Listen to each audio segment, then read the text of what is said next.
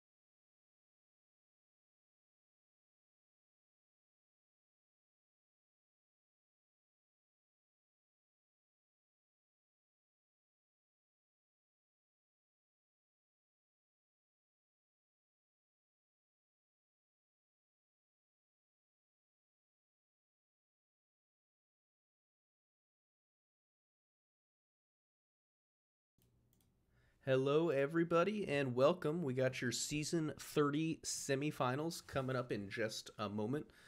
I'm going to be your host, Plague, formerly Danny B, and alongside me is the GOAT. It's Hummus God. Say hello. Hello. Wanted to do a volume check. If y'all can help me out, I'm using this fancy microphone, so. Looks like you were coming in real loud right at the start there, but I tuned you down a little bit, and my hope is that now we'll be I could at tune myself down too. Wait, did you call me the GOAT? I wasn't even paying attention. I did call you the GOAT. Jesus Christ. I didn't say his players were the GOAT. I'm talking about the man, the myth, the streamer, the Hummus God, not Austin Bentley or Alexander. So the Benjamin. hello was loud, everything else was soft? Okay. The hello was loud, everything was soft, but you turned me down, so that's probably why everything else is soft. I'll try to keep a regular. A little too much. Oh, they want me to fart. Not surprising. Punk, you're supposed to be nice to me, bro. You're bringing up my dark past on stream. Well, we don't want to bring you too much preamble today, so I'm going to take you right in. We got our minor league matchups here on the screen. It's Kansas City Hepcats. They're playing the higher-seeded Ranas, so we'll start off in Puerto Rico, and then California Firehawks. Amarillo Armadillos. The Dillos are the higher-seeded team, so they will be the home team here.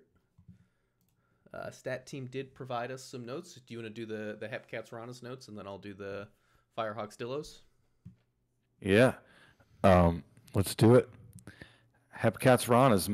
Minors East champions Ranas host the Kansas City Hepcats in the best of 7 minors semifinals. These teams faced 12 times in the regular season, and the Hepcats dominated in the matchup, winning 9 games, including sweeping 2 of the 4 series. These teams required extra innings twice and saw 6 of their matchups decided by 2 runs or fewer. While the Ranas reached this series on a bye, the Hepcats needed all 5 games to defeat the Bears in the quarters, including a 15-inning slugfest in Game 4 that kept KC alive. Player notes, you got KC batters Park Factors led the Hepcats in batting average this season. And though they had some slight struggles at the plate against the Ranas, batting just .260 compared to a season average of above .300, Factors was crafty on the bases and stole 8 bases on 9 attempts. Ren Sile, strong hitter against the Ranas, 326, 408, 395 slash line, including going 4 for 4 with a walk on May 18th. David Kane led the Hepcats in homers this year. 17 bombs, brought that power against the Ranas in those matchups, hitting 3 bombs in the series. And Kansas City pitchers, Pecco Bear, 3 strong performances against the Ranas, only pitched 17 innings and allowed only 5 runs on those 17 innings. Giuseppe Jones, limited innings against the Ranas, 15.1 in 3 starts, was excellent in those starts. Pliskin had a rough first outing against the Ranas, allowed 5 earned in 5.1, but Pliskin and the other 2 starts were much stronger. And then we'll go down to the Ranas batters. Will Groves batted .260 against the Hepcats with a .260, .288, 300 slash line. Flanaball was a great hitter for the Ranas, but was MIA against the Hepcats, only 5 hits in his 45 at-bats.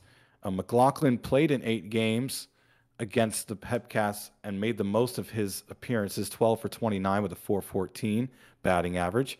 The Ranas pitchers, Becky Quinn, started with 2 strong starts, allowed only 4 earned on 12.2 innings pitched.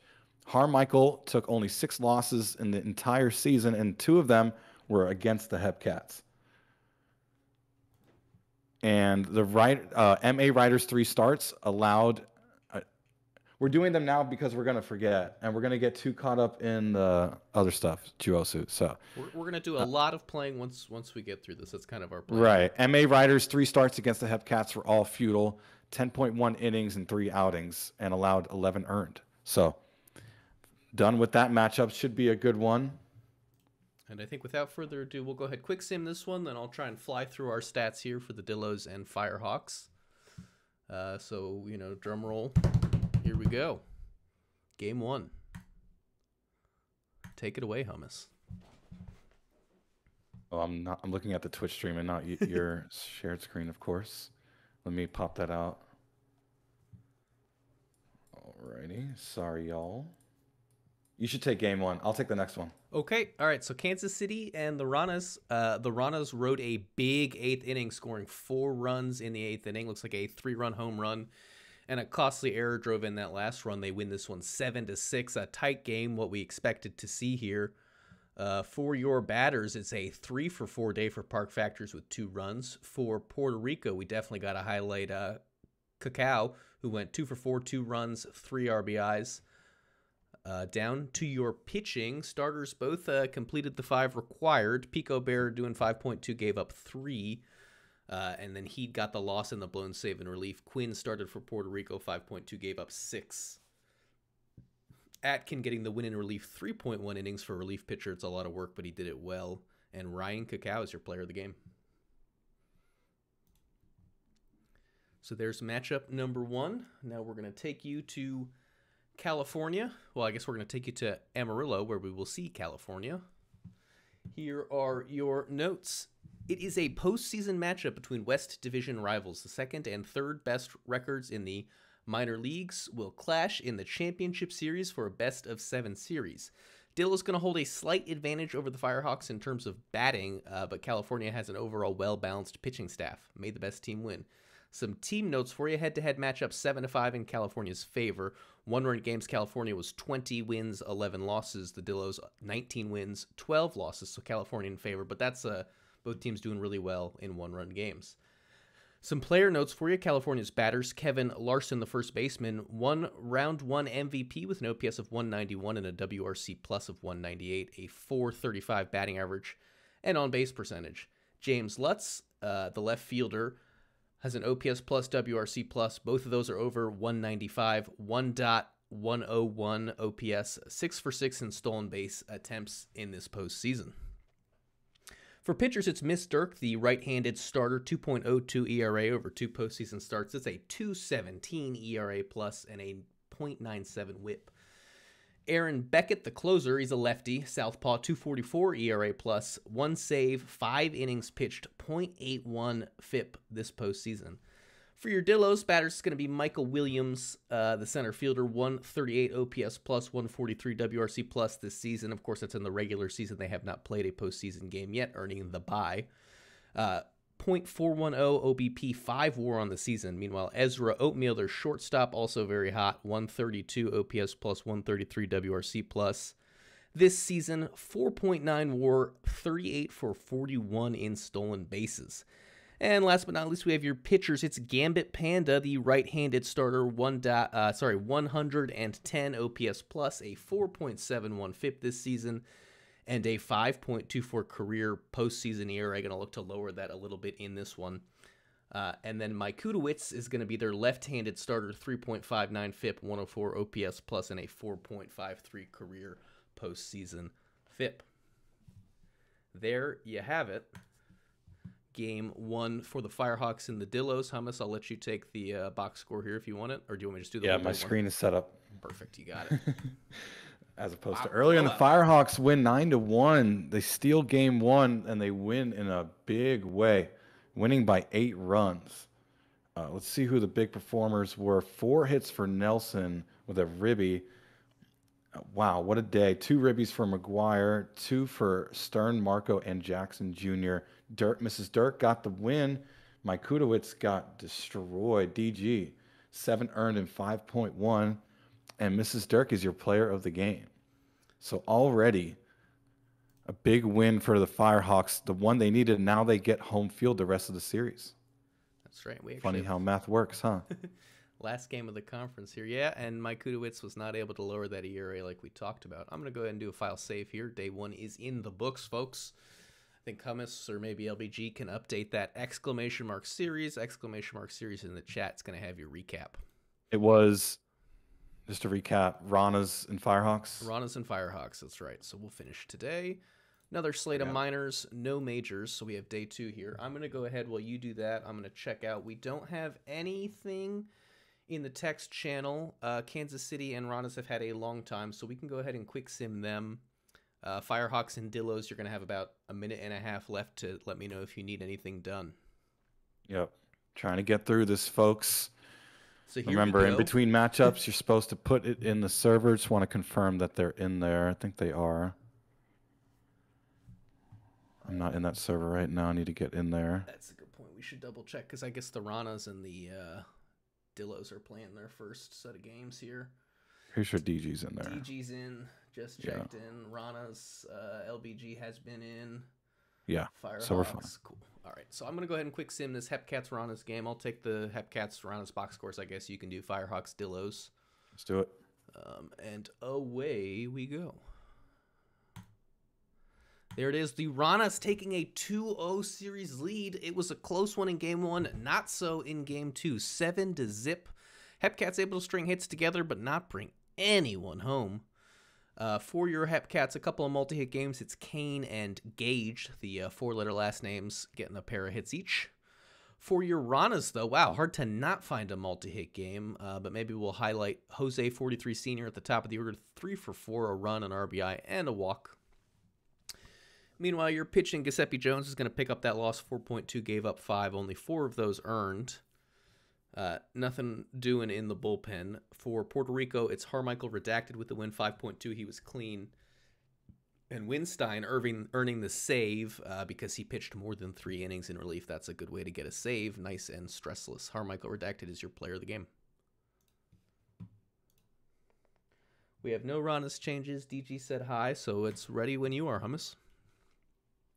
Finally in that server. Here we go. Firehawks Dillos, game 2. And the Firehawks take a commanding 2-0 lead in the series by winning 3-2 in game 2. They got a big boost from Kanye North. We're going to check out his stats in a bit. 2 hits for Stern, hitting .440 in the series. Let's see, 3 hits for Davis on the losing side. 2 hits for Oatmeal. 2 runs scored by Nelson. North gave up 2 earned in 6 innings. Beckett got the win in relief. 3 great innings. Panda got the start. Natsunosuke with the loss. And Kanye North, as mentioned, is the player of the game. Sweet. A lot of caca in chat. No, we're not talking about poop. It's interesting. These series already have a strong parallel here. 2 teams taking 2-0 advantages. They both had one super tight 1-run game. They both had 1 blowout win. Only real difference is the Ranas are doing it at home, and the Firehawks just won 2 on the road. Now have 3 games at home to seal the deal. And we'll go ahead and do another file save here. This ain't ISFL. Yes, Tim, this is definitely not ISFL, unless I'm in a crazy dream or something. Then maybe it's the ISFL, but I think it's the PBE. Perfect. All right, so now we're going to take your majors games. It's a minors off day. Teams will be traveling. I appreciate you keeping the chat engaged, Thomas. I've got a lot to juggle here, so I'm going to leave most of that to you. One of us, yeah. No, it's the toughest stream of the year. Yep. Shout out to Daniel. Happy to do it. Hey, that's Plague now, okay? We changed it. No, Daniel's fine. You're the GOAT. I am not. We're flipping that. Can we be co-goats? Co-goats? Yeah. Oh, yeah. Fun fact for those who don't know, for the 81 of you listening, Danny B only goes by Danny in the PBE. Outside of this world we live in, everyone else calls him Daniel. So naturally, I call him Daniel. Yeah, true story there. I don't know. I've never gone by Danny. I just took a shot when I created, and it's worked out. So we breezed through your minor league stats. We got to do your major league stats now. Maybe if we flip the script here, I can take what NYV. The first one. Yeah. Okay. Yeah. I'll take the first one. Seattle and DVS. Your matchup notes here. Actually, let me NYV DVS. Wait a minute. That's not Seattle DVS. Okay, I can read.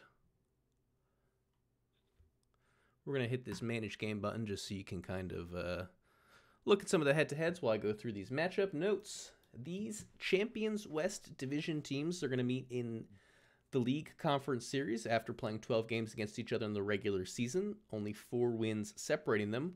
But Seattle was the 3rd team from the division to make the playoffs. In the 12 games that they played, Death Valley won 8 of them, going 4 wins, 2 losses, both home and away. During the season's games, there was one extra inning game won by an Elliot Alderson walk-off shot in the 13th inning. But these teams had 6 one-run games. This series could be coming down to the final at-bats for every game in the series. Seattle swept Indianapolis, and Death Valley swept Cancun to get here. Your player notes for Seattle, it's going to be Adam Mallow. He had a good but not great season at the plate.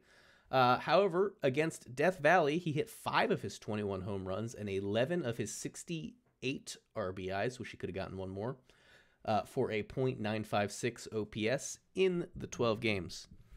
In the Indy series, he lit up the scoreboard batting .636 and getting on base 9 of the 13 times he came up to the plate, picking up the series MVP award. So look for him to stay hot. Also want to highlight batter Kristov Kripokrasov. He was shut down during the year, only hitting .229, but was able to pick up 11 of the season's 81 RBI. I'm assuming against DVS. In the first series, Kripokrasov went 4 for 13, picking up 3 RBI and scoring 4 times. Jormungandr Ragnarok, Bears legend, he won 2 of the 4 games during the season out of the pen in 7 of those games. Sadly, there were no playoff appearances in the short series. Athena Aria, we're doing pitchers now in case we didn't pick that up. Athena Aria was even more locked down for the season against the Serpents than DeMarco was, holding them to 3 earned runs in 7 games with 13.1 innings pitched of work and 20 strikeouts.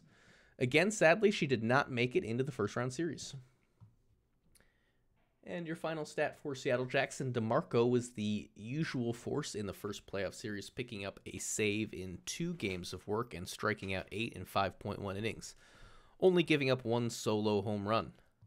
For Death Valley, Elliot Alderson completely lit up Seattle on the season, batting .404 with a .500 on-base percentage. He led the league again this year in walks, also hits .425 OBP. It was the best. In the first round, he hit .500 with a .615 OBP and a 1.515 OPS, scoring 4 total runs. Mike Boss Jr., another DVS bat, overall he was held in check by the Serpents, only batting .184, but of those 9 hits, 5 of them left the ballpark, and he knocked in 13 runs, so big slug in there. For the season, he led the league in home runs with 29 and RBIs with 110. In the first series, he was pretty silent, picking up just 1 home run with his 2 hits. Pitching-wise, it's going to be Herbie Farnsworth leading the league in wins with 16 and innings pitched with 188.1. During the season series, he was 1-0 in his 2 starts, giving up just 4 earned runs, 3 of which coming from the long ball.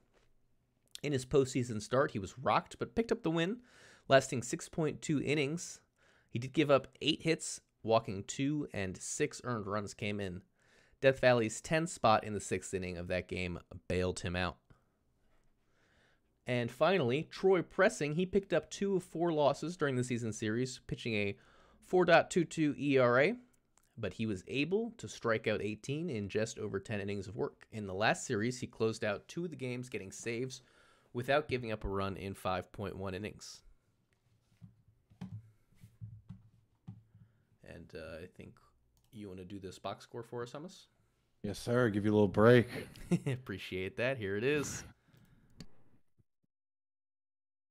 And the Serps steal one. They're undefeated in the playoffs. Crocs out.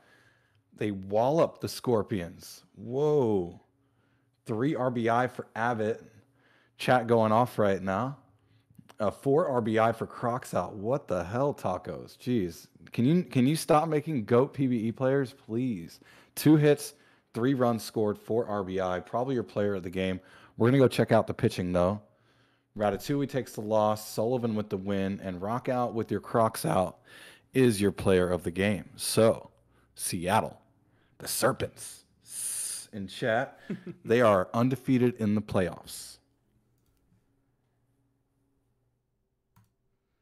And that will take us to our last first series here. The Voyagers and the Sloths. Oh, yeah, I got to do my job. Hold on. I would appreciate it. I see it. I got it. Perfect.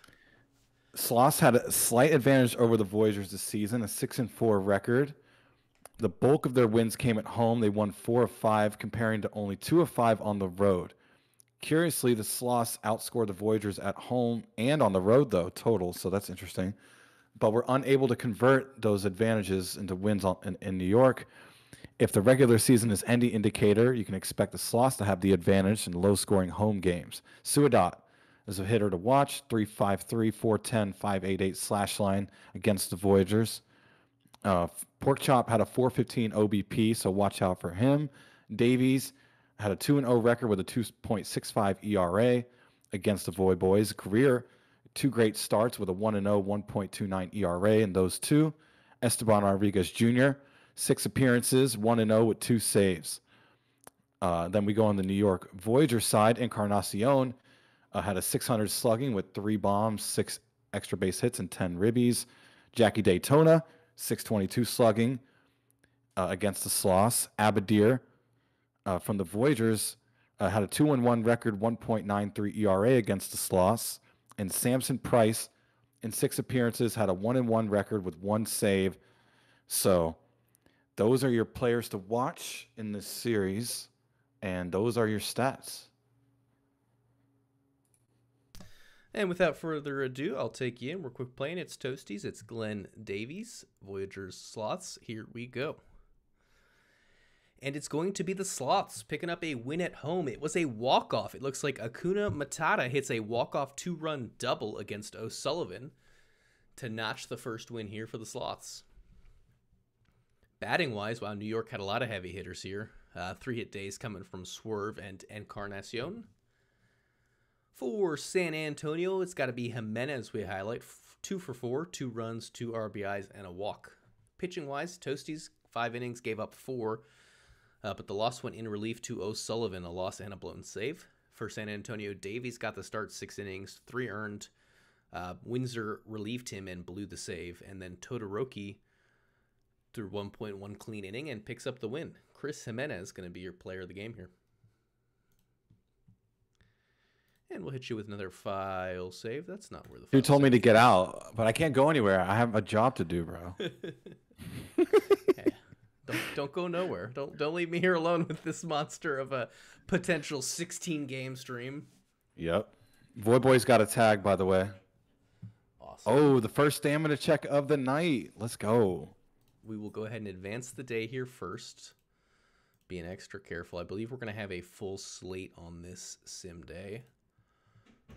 But the minors have already gotten 2. The majors just 1. So we'll start with the majors. Checking for stamina checks, how many we can get. That's right. Yeah, it's to track it. Stamina check. So it looks like, yeah, Toasties was your starter yesterday. He's done for. Samson Price is in that slightly tired. So is Big Rig Tig O'Sullivan. 60% for Price, 62% for O'Sullivan. Let us know what you think. Meanwhile, Sloths would like to have a stam check as well. So we're up to 2 for those of you keeping track at home. We need a stamina check tracker on stream. That'd be hilarious. On George. I don't know who George is. I'm going to be totally honest here. Oh, King George. Duh. 100%. George is ready to go. I'm like, I always look last name, first name, so I'm like, that guy's name is 3 and that guy's name is King. We got a perfect from the Sloths. Not hearing anything from the Voy Boys yet. While we're doing checks, maybe we can look down. Dillos are asking for a morale check. Can we get some Dillos in the chat by way of a morale check? Ron has no changes. It's funny. Sarah's asking for a stamina check. I was actually going to troll her, and she did it first. So kudos to her for beating me to the punch. Dirk asked for stamina. Aaron Beckett, 71%. Miss Dirk tired. Kanye North tired. But your starter for the day, James Gordon, is 100%. So it's mostly just your starters that are tired, and this Aaron Beckett dude, your stopper. And Kingpin's had a took me all night, by the way. Kingpin's also wanting to see the staminas. They're still on a 2-man here, it looks like. Petra McPitchyface is at a hundo.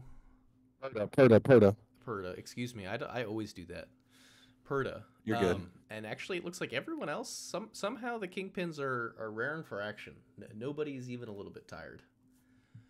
We have a Firehawks change. We're going to be going Beckett 8th in close. He's getting an inning off. Enjoy that rest. We've got some mentions in the Voy Boys. We have a brand new bullpen for your Voyagers. It's coming at you. We're doing it live. We're doing it together. I appreciate the PBE's energy here in carrying us through these changes. Gunk is going to be used more. Bro, I think every team asked for stamina check. No, the Ranas were good. Except the Dillos and the Ranas. Shout out to those two. Shout out LBG. Shout out DG. Next on the list, Andrew Lucas, middle relief, use more, nothing. Samson Price, middle relief, normal, with no tertiary, secondary, whatever that is. Big Rig is going to be middle relief, normal, stopper. And Jackson Wohler, long, normal, middle. So I'll go ahead and... Should look good, Enoch? Just give me a thumbs up or something. DG's funny, bro. If DG can keep cracking me up all night, I feel like we should pay him for the stream. We got another stamina here. It's the Scorps. Justin Sims, 100%. And your bullpen is a little tired here with Yakul Red and Busta Baxter. Both slightly tired, 64% for Red, 38% for Baxter. We advanced the day, right? Like, this is the sim day? I believe we did, but we should check. Yes, this is we're good. Playing today. Is happening. Got a thumbs up for We have Enoch. Musha. We're good. Yeah, both minors and majors are ready for today, so we're doing good. Are the Kingpins supposed to have a 3-man rotation? Is that real life? They're supposed to be in this series, but they choked, so I'm allowed to roast them, by the way. It's actually a charity auction item to roast Sarah. So excellent. So I'm seeing leave for now. So we've given everyone a lot of time. We've made the changes asked, and I think we can get into this day. I think we started here last time, so we should come here again. I unlocked the roast pass for the Kingpins. I'm actually just going to do a overcautious save here, and then we're going to go ahead right in and quick sim Seattle Sea Serpents, Death Valley Scorpions. Game 2, Seattle's got your lead. It's Lucky El Charo. It's Justin Sims. I'm peeking at Discord one last time. Not seeing anything. I'm going to hit quick play. And here it is. Scorpion's going to even up the series at 1-1. The 16-game sim dream is dead, folks. This series is tied up 6-4 for Death Valley, winning it in the 7th inning, really.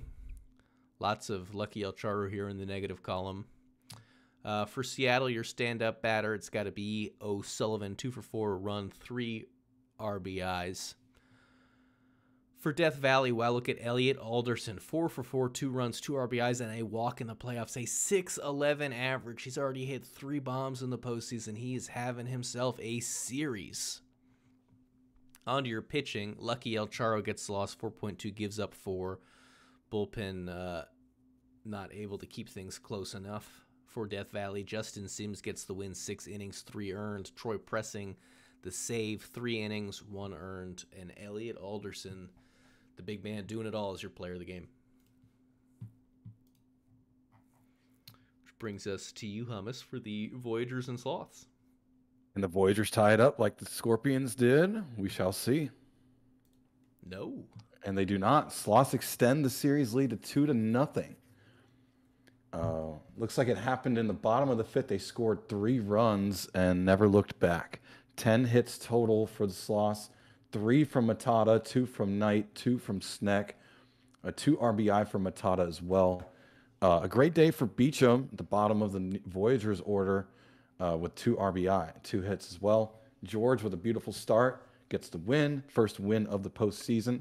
Rodriguez Jr. gets their first save of the postseason as well. Horse takes the loss, got pulled after 4, and King George III is your player of the game. 86 viewers. We were peaking. Here we go. Everybody stay still. Very still, very quiet. Just saying, actually, we're going to take you to the minor leagues, where we have Game 3. If these go a certain way, we could end up with live games as soon as tomorrow's sim. I think I'm doing Ranas and Hepcats, or you. I forget where we're at. Let's wing it. Whoever. Alrighty, I'll go for it. Hepcats winning this one. The series is up to 3 for the Hepcats. It's looking dire for the Ranas. Wait, am I doing that right? I don't see the series. Oh, I lied. It's 2-1 now, I think. Anyway, 11-3. It is. 18 hits to 5. It was a blowout, the Hepcats. Here, looking at your batting for Puerto Rico, the only batter to really stand out is Big Iz with the 2 hits and the 2 runs. For Kansas City, when you score 18 hits, you're going to have a lot of guys standing out. But look at that 4 spot in the RBI column for Gage. 3 hits, 4 tries, 2 runs, 4 RBIs. Just left 1 runner on, batting nearly 500. He's got a shot at your player of the game here. For your pitching, it's Reiter getting the loss, 0-1 so far. 2.1 innings pitched, gave up 5. Not a great way to start off a series here. For Kansas City, it was Pliskin who got the start, 5.2, gave up 3 earned runs, and Patey came in, get that 3 innings plus to earn the save. Threw 49 pitches and gave up no runs. Christopher Gage, like I alluded to, yep, he's your player of the game. The closer these series are, the shorter the stream will be. So that's right. A big brain move would be everyone, and it would be the most entertaining, obviously. So we want every series to go 2-3, right? And then we just kind of sim game 7s. Yep. Well, I'll send it over to you. There you go. Oh, and the Dillos get their first win. They do it in a big way. The road teams just continue to win. All wins in the series have been on the road. Dillos win 8-1, scoring big and out-hitting 13-4. Wow, dominant offense. So 3 hits for Oatmeal, 3 for Dubson, 2 for Williams, 2 for Can, and 2 for McPingerson. We'll go down to the pitching now. Jones with the win, Gordon with the loss. Walrus Jones gave up 0 earned and 6.1. He's your player of the game. And we'll do a file save here. I think we have my Majors off day tomorrow, right? Let's see. Someone's trying to correct me on stream. I said in this series, not in this in the Firehawks Dilla series, it's all road games. All road wins. And I think in the Rana's Hepcat series, it's all home wins. It's all home. They are mirrors. And we have no majors, so let's give the minors teams just like a minute or 2 here. Please get your changes in or let us know if you have none. I'm looking at my clock. It's 7:07. If I don't see anything by like a 7:09, we'll go ahead and carry on. That's a minute and change. Yeah, you keep looking at that. I'll look at chat. It's pretty dead right now. Someone roast me, please. It's been too long. Rana's looking for stamina here. When chat's dead and there's 80 viewers, there's only one reason behind that. It's because locker rooms are popping off right now. That's right. I usually like to call that out. It's pretty funny. When you get this many viewers but no one's chatting, locker rooms are popping off. We do have a question from Punk42AE. What's your favorite hair care product? Well, I was a big Kiehl's guy. I, being in the military, had to keep a short haircut and had to put product in my hair to keep it from kind of running down into my face. So I used a lot of Kiehl's hair gel to achieve that. There's a leave-in conditioner from Great Clips. I know I sound very basic right now. That's the most basic line I've probably ever said in my life. But their leave-in conditioner is really good. If you ever go to Great Clips, go pick up a bottle of their leave-in conditioner. It's really cool. What's up, D-Man? I am definitely better than Manfred. Don't slander me like that. I could take most roasts. Don't say that one. I definitely am better than Manfred. It's a matte finishing clay. Dirk, you're really tall and you got nice hair, so that's all I'll say about that.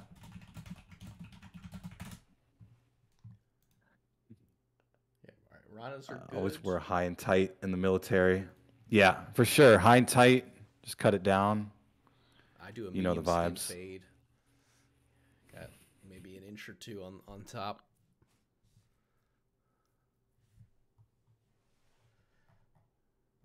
I'm leaving the majors alone because I'm going to come back to them. Maddie, I said everything makes sense now that I get my hair cut at Great Clips. Sen wants to know what rank you were when you discharged from the Coast Guard. E5, I was an information systems technician, 2nd class in the Coast Guard. I was in for just about 4.5 years. Thank you for your service, brother. Hey, happy to do it. And I think our minors changes are through. We're still quick simming here. So I'll go ahead and take our Ranas and Hepcats again here. It's going to be Becky Quinn, Pico Bear rematch of game 1. Let's see how this one goes. Boom. Wow. That's not what you want to see if you're hoping for another home team win here. It's going to be Puerto Rico taking this one 19-5. Both teams double digits in the hit columns, 21 hits to 14. Bad day to be a pitcher, although only 5 runs surrendered by the Ranas. I mean, a 7 spot in the 5th inning, a 9 spot in the 7th inning. That's ouch. Hard to pick a batter to highlight. Hate to be Groves, the only offer, but let's look at this. 4 for 6, 2 runs and RBI. 3 hits, 4 RBIs from Nacho Man. 3 hits from McLaughlin, Delia, and Big Is, who I think I saw in the chat. Great performance by the player. Good to see you in the chat. For Kansas City, they really didn't do too bad in the hit column, at least. Lavoie hitting 4 hits, 2 runs, an RBI. 3 hits for Seltzer, 3 hits for Gage, 3 hits for TGP. Onto your pitching. It's Quinn who gets the win, 6.1, gave up 5, 4 of those earned. Bullpen was perfectly squeaky clean through 2.2 innings. For Kansas City, Pico Bear gets lost, 4.2, gave up 7. And the bullpen was anything but squeaky clean, the bullpen combining to give up 12 runs. Big Is your player of the game, and Alfred Delia is going to tie the playoff game record of the minors, 4 runs with 4 runs scored.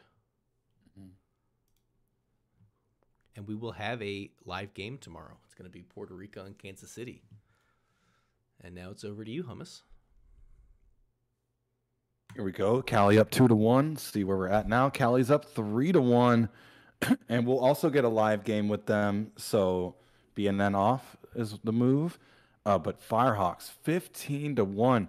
These spring training scores here in the semifinals of the playoffs, which basically tells me we need to stop doing all these antics in the preseason spring training and just let it play out if this is what the playoffs is going to look like. 15-1. Wow. I don't even know if it's worth going through individual scores. Just know that California batters 8 in this matchup, and the Dillos did less eating. So let's look at who's serving up the cooking then.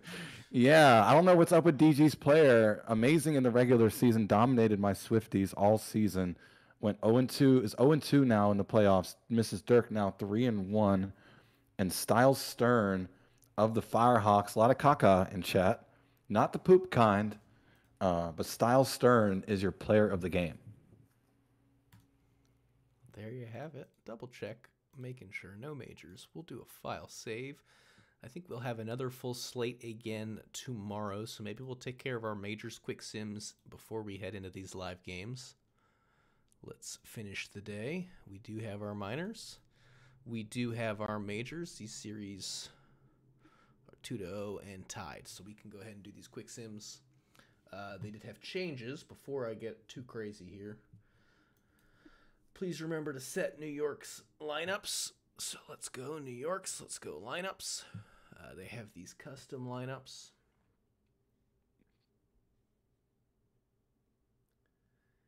It's going to be the home lineups. So Seattle has changes as well, says Brain in Twitch chat.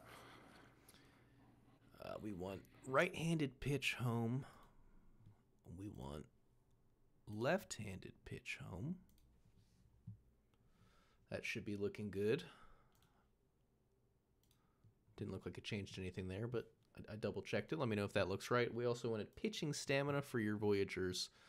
Pax Abadir, your starter, is ready to go. Relief-wise, it's just going to be Big Rig Tig, who is a little tired here at 47%. I'm going to scroll down to the Scorpions here, also wanting stamina again. I think you're being requested to turn yourself up, Danny. Okie dokie. Let me get into Yeah, I think I did my own listening testing. I was coming in a little louder. Let's see.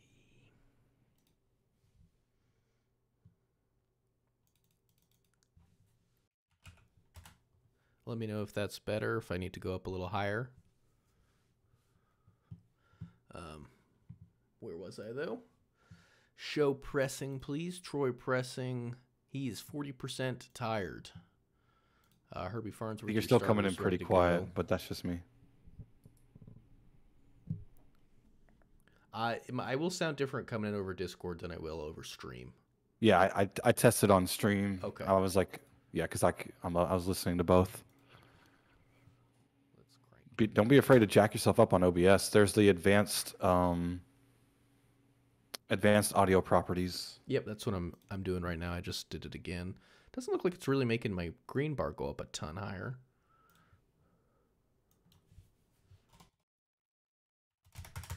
Let's see. How's that, everybody? Does that sound good? Testing, testing, testing. Hummus is loud. Danny very soft. I could also turn Hummus down a bit to kind of even us out. All right, so I think DVS, it's better now. Perfect. DVS saying no changes. Down to Yeah, Serpents. I could be quieter.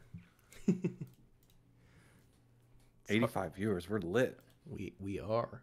85 viewers for changes. What are we doing here? All right. Look, if I had camera on, I'd be doing like a song and dance right now while Danny's handling these. My boy Jabs is going to none specified. Oof. Oh, wait, I need to fix the series. Hold up. Where are we at? I will check in just a moment. Let me get through these.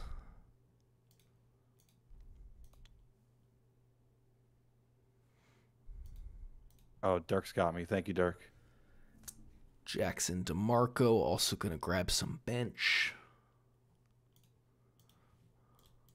All right, let me know how that looks. Sea Serpents, love to get a thumbs up, but if I don't see anything in about... Oh, we already got the TY. Appreciate you, C does IT. We're going to head back up now to the Voy Boys. They have a new bullpen coming at you. That's my button. It's over here. Tony Gunk Stopper. 8th and close. Secondary of high leverage. Oh, yeah, Jirosu... He doesn't do it. He just does IT. So he doesn't do things. The only things that he does is IT. Yeah.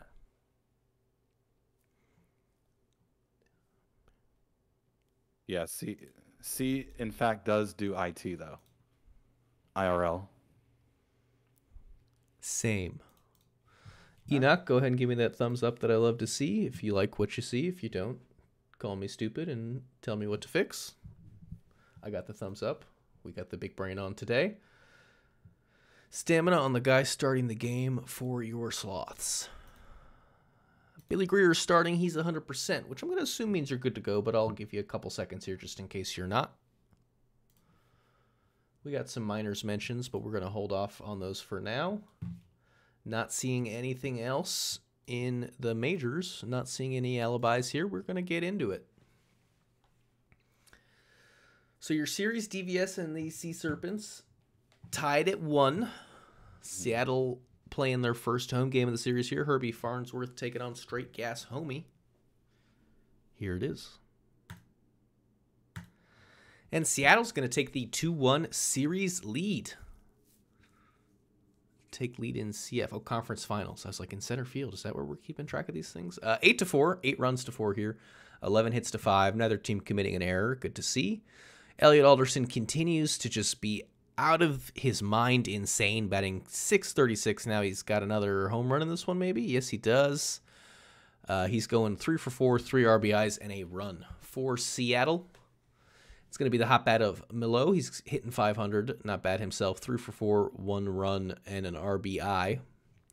Pitching-wise, Farnsworth, the loss, 7.1, gave up 5. I'm going to guess those were given up late, maybe in that 6th inning. And Scott, your clean, or not clean reliever, 3 runs over 2 outs. Ouch. For Seattle, straight gas homie, 6 innings, 4 earned, struck out 7. Singh, though, picked up the win in relief, 3.1, 1 hit, 6 strikeouts. What a gutsy relief appearance for Singh. And Elliot Alderson is your player of the game.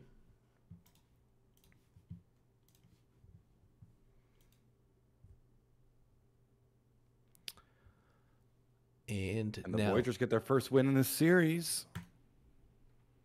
And they cannot. So we will see the game 4 of the series. Sloths win, and they're 1 win away from a World Series appearance. They've been on a drought of World Series appearances, so this should be interesting. See if they can go clinch that. Wow. 1 hit for a lot of folks. Only 4 hits to 5. They actually got out hit. Wow. Looks like, let's see what inning it happened in. I want to check that and check out the graph real quick. It's So all top late. of the 8th. Matata and McDonald Jr., there was an error that occurred. Voyagers committed 2 errors in this one. Matata reached on error by the second base. So the error was by the second baseman, which was Benny the Jet. And McDonald Jr. drew a walk, which drove in a run. And so the walked-in runner was the winning run. Wow. Sheesh. Rodriguez Jr. with the win. Windsor with the save. Price takes the loss. Didn't even give up an earned run. So, Shu, you're wrong. You said it was the bullpen. Oh, you corrected yourself. Okay. Because, as a pitcher, I get defensive, man. It's like, hey, stop blaming it on the pitchers. Pax Abadir is your player of the game. 6.1 innings. 1 earned run, but a no decision and a loss for their team.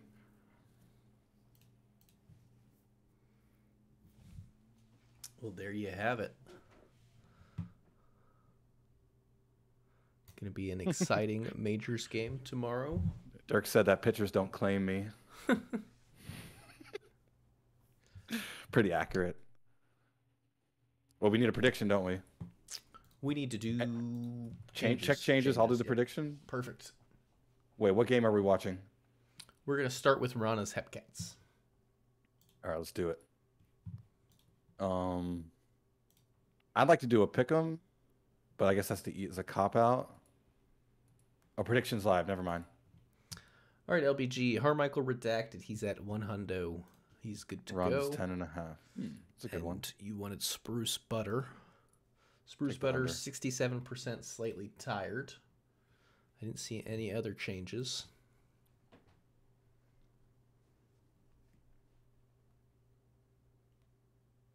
We'll give LBG a minute to think through if he wants to do anything here. Over $2 million in PBE money wagered right now. Ooh. Approaching $2.5 million. Ranas are good. Let me actually get in on this prediction real quick. Approaching 3 mil now. Will we hit 3 mil? We will not. About 2.6 mil wagered in this bet right now. Is pretty even. Over under runs scored 10.5. All right. Simon said, yes, you did. You got $1 million in PBE money. How do you want to split this one up, good sir? How do you want to split it up? That's the question, Mr. Host. Maybe I'll do the first 3, you do the last 4, middle 4, I do the last 2, and then we'll flip the script on game 2. Let's do it. All right. I think we inundated you with plenty of stats, so all I'll say on this one is it looks like the Rana's favored in the hitting column. Looks like the Hepcats favored in the pitching column. Taco, that's a great question. I did, but it's always good to double check. Thank you for subbing, Taco Shop. Appreciate it. Prime sub. like to think he subbed just to make sure the bayonet was off. Yeah. Also, yes, we have our big balls. We got our big players.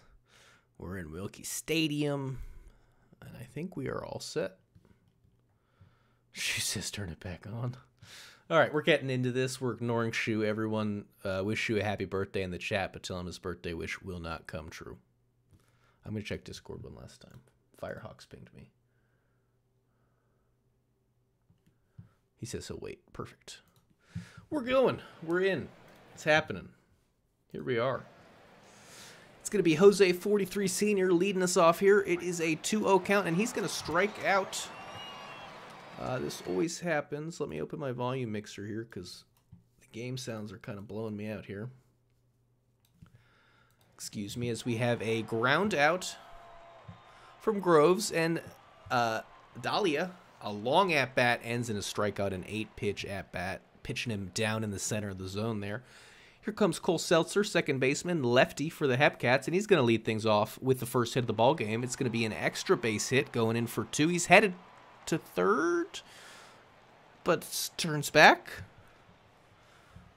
Here comes Lavoie. Lavoie going to take a walk, the catcher for the Hepcats, and now it's up to Kane. No outs, 2 on. Right-hander will strike out on the third pitch of the at-bat. Now it's up to Park Factors, 2 on and just 1 out, and that one will leave the yard. It's 423 feet to make this one big for the Hepcats. It's a 3-0 ball game in the first inning. Still just 1 out and a huge swing from Park Factors. Looks like that's his first home run of the season, postseason. Wow, indeed. And now Gage with a swinging bunt is going to reach. An infield hit for Gage. The hot hitter will stay hot. Here's Ethos. That's going to be another hit, and this is already looking dire for the Ranas. Maybe they can get out without any further damage. No, they will walk the bases juiced. And it's Ren Sile, the third baseman, just hitting 200. But a big hit here might make his team forget his struggles so far. Nope, can't even get it deep enough for the sack. It's Rafi with 2 outs, and he's going to ground out to first. It'll be unassisted by the first baseman. So 9 batters come to the plate. 3 of them score, 4 hits, 3 stranded. And we head back to the visiting Ranas, who are so far 4 up, 4 down. Nacho Man with a chance to change that, will not. And it's up to Kako. And it's going to be 6 up, 6 down on that ground out. Wow, the Hepcats, strong pitching, strong hitting. This one could get interesting in a hurry. Or boring in a hurry if the Hepcats add on a bunch here. And an error. Ouch. Looks like it was a bobbled throw there that allows Seltzer to reach first base. Lavoie's going to sneak that one through. The throw not in time. So the Ranas are right back in hot water. The Hepcats have not taken their foot off the gas. A chance for 2 here. No, they just take the one sure out.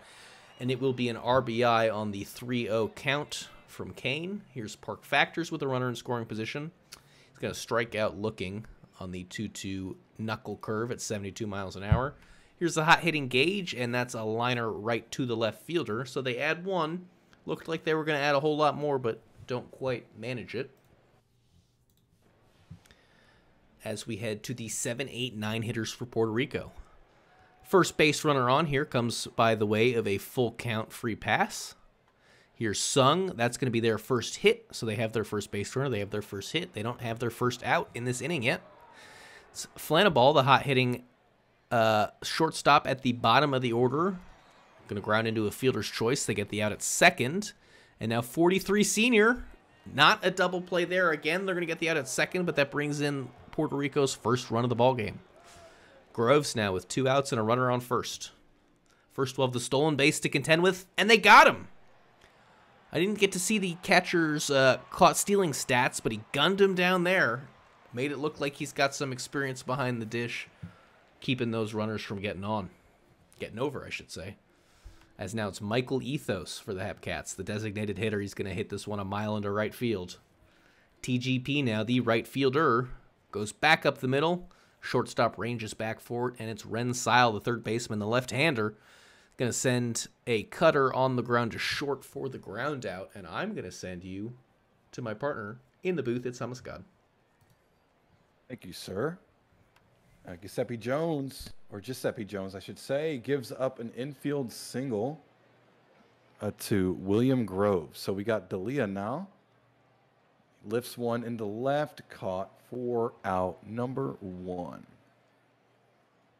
Big Iz. Oh, and that's going to go past the catcher. So Big Iz has a runner in scoring position. But we'll take first with a 4-pitch walk.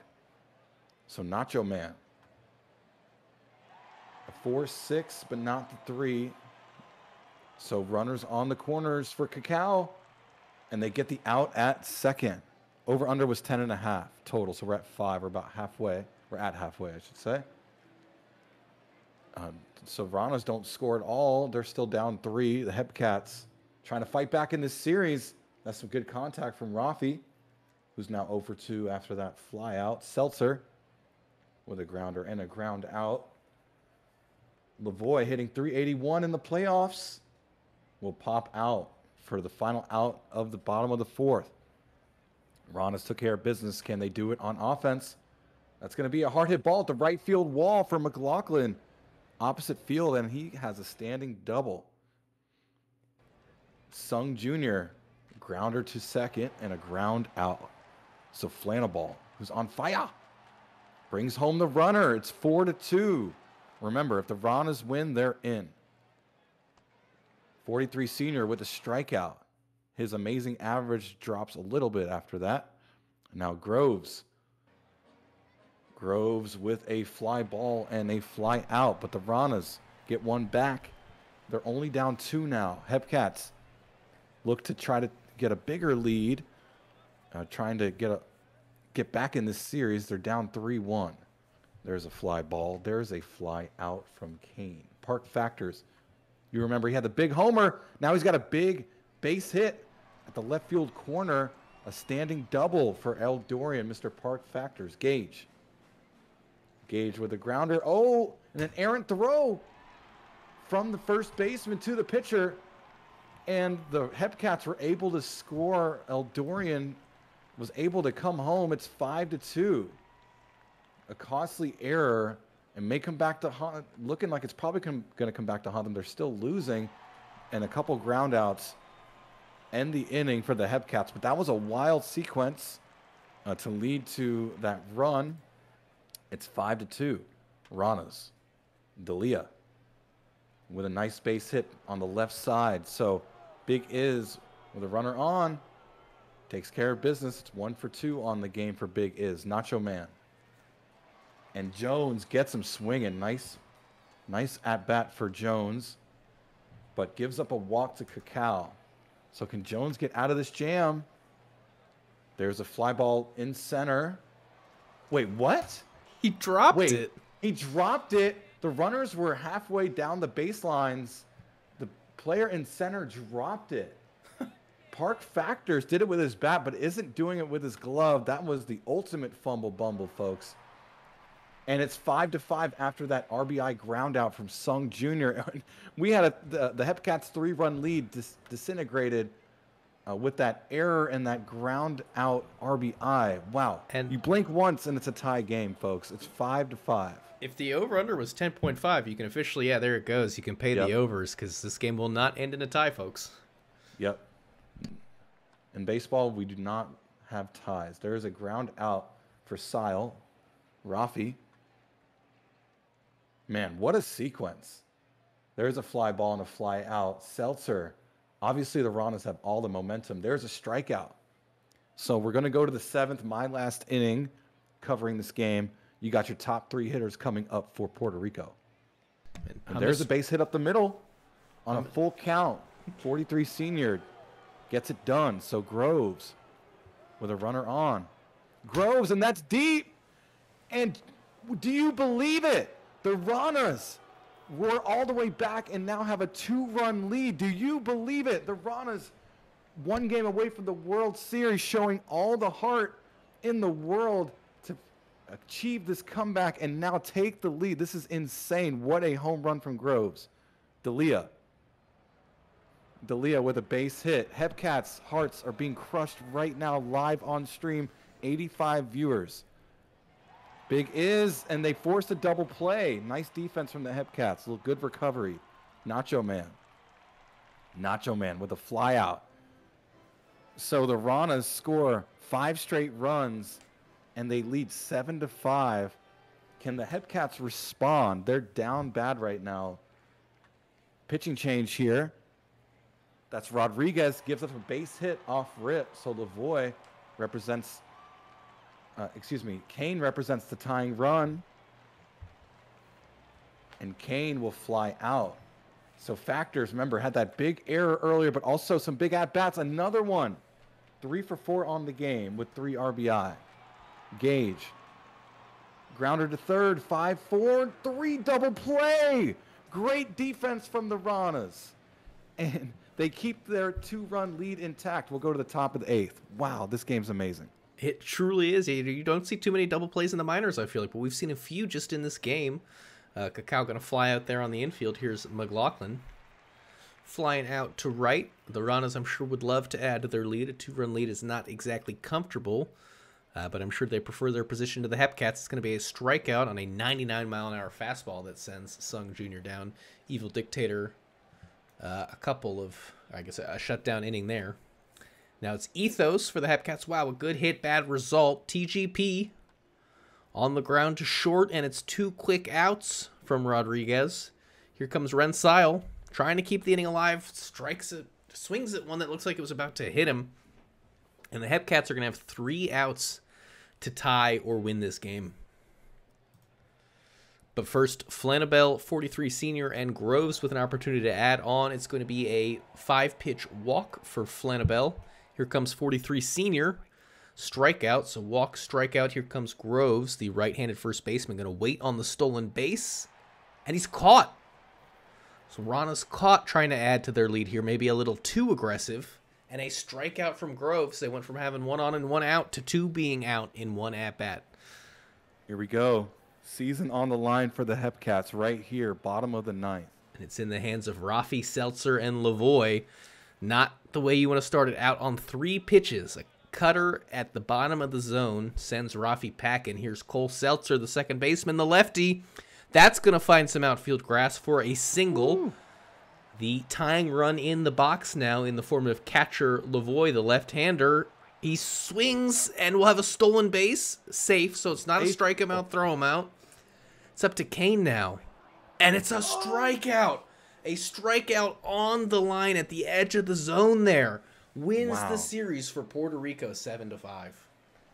Congrats to Puerto Rico in the World Series. They haven't won it since the Dynamos won it back in season 15. And the Ranas, newly branded Ranas, in the World Series. Convincingly in the World Series, might I add. Yeah, 9 hits apiece for each team. The Ranas actually had more errors, but bigger hits, timelier hits. Dang, they've been waiting, man. They've been waiting. It has been a few seasons, and it was kind of a team effort in this one that sent them to the World Series. They don't have the big hitter. Kansas City has the big hitter in Park Factors, 3 for 4, 3 RBI, 2 run. It was a team effort, maybe Gross with the 2 RBI. You guys saw it. Redacted started. Rodriguez saved it. Jones, no decision. Dictator, the loss, and the blown save. I'm sure he did not enjoy watching that for Kansas City. And yeah, Park Factors, the losing center fielder, is your player of the game, despite the error. Wow. He did have the big hits. Baseball is a crazy sport, right? I mean, that's that's a well-known truth about the sport. It's crazy because you're excited you had the 3-run bomb, but then you couldn't make a routine fly ball out. Yeah, and that cost him big. I think that was that 3-run 6. So they basically he got 3 with his bat, but then gave him 3 right back with the error. Yeah, definitely the story of the game, no doubt. Figure we'll take a peek real quick. It's going to be your series MVP is going to be Ryan Cacao for the Puerto Rico Ranas. So we kind of closed the book here on the Hepcats and the Ranas for this conference final. Want to comment, 90 viewers. The world is opening back up little by little, and yet with, let's see, 8 teams total being shown tonight. 90 viewers. Gotta love it. Folks are tuned in. Congrats to the Puerto Rico Ranas, looking to get their first World Series since season 15. Unbelievable. Absolutely. So I think as I switch gears here,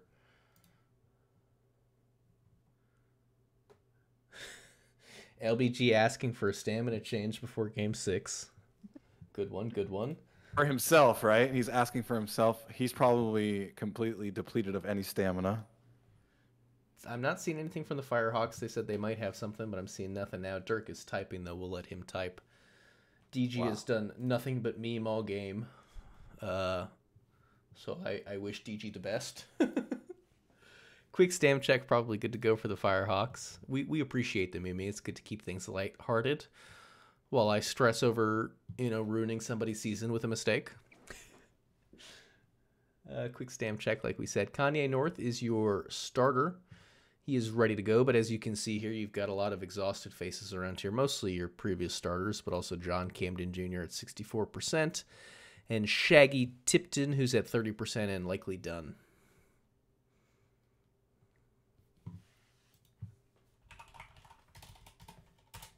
I'm going to do a pick'em prediction. Let's go in live now. 2 minutes. Firehawks, Dillos. Who will win? And it's game 5, right? Sounds right, yeah. It's a 3-1 California lead.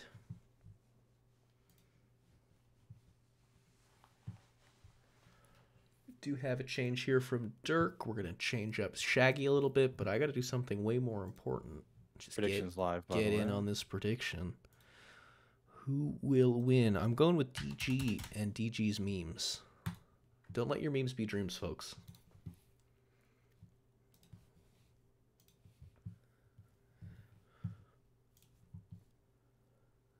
My God. Aw, Paz gifting a sub. What a good guy.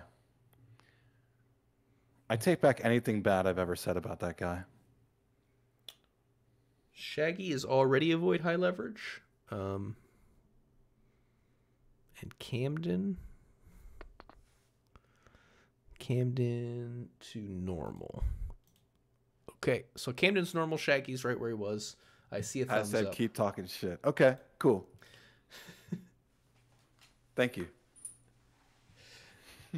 And I think we're ready to take this one away. You're gonna take the beginning of the game. We're gonna trade hats here. I'll take the middle. If that's good with you. Man, that game was pretty incredible, all things considered. Absolutely. I'm honestly kind of sad that series is over. It was really delivering. We both got big moments too. I mean, there's big moments early, there was big moments in the middle, and then there was big pitching at least in the end there. Oh yeah. Oh yeah. Predictions almost done. Just over 1 million wagered so far total in PBE money. This is the get rich quick method in the PBE. If you like getting rich quick, go ahead and bet on Twitch predictions.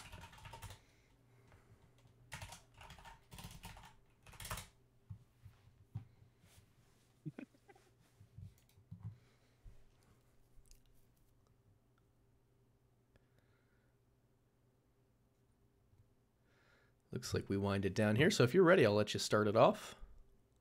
Yeah, I'm joking. You can't get rich quick. That's why we did it on purpose. We didn't want folks to spam Twitch predictions and that's it. But yeah, let's get it.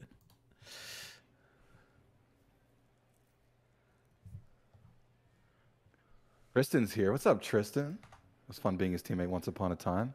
I meant to do this in the last game, and I just completely just missed get rid it. of the out of town. Yeah, let's just get rid of that little widget. Everything else is good. Alrighty. And so we had a walk for Oatmeal. Dubson gets a base hit. Future Supernova. Williams cracks it. Grounder to first.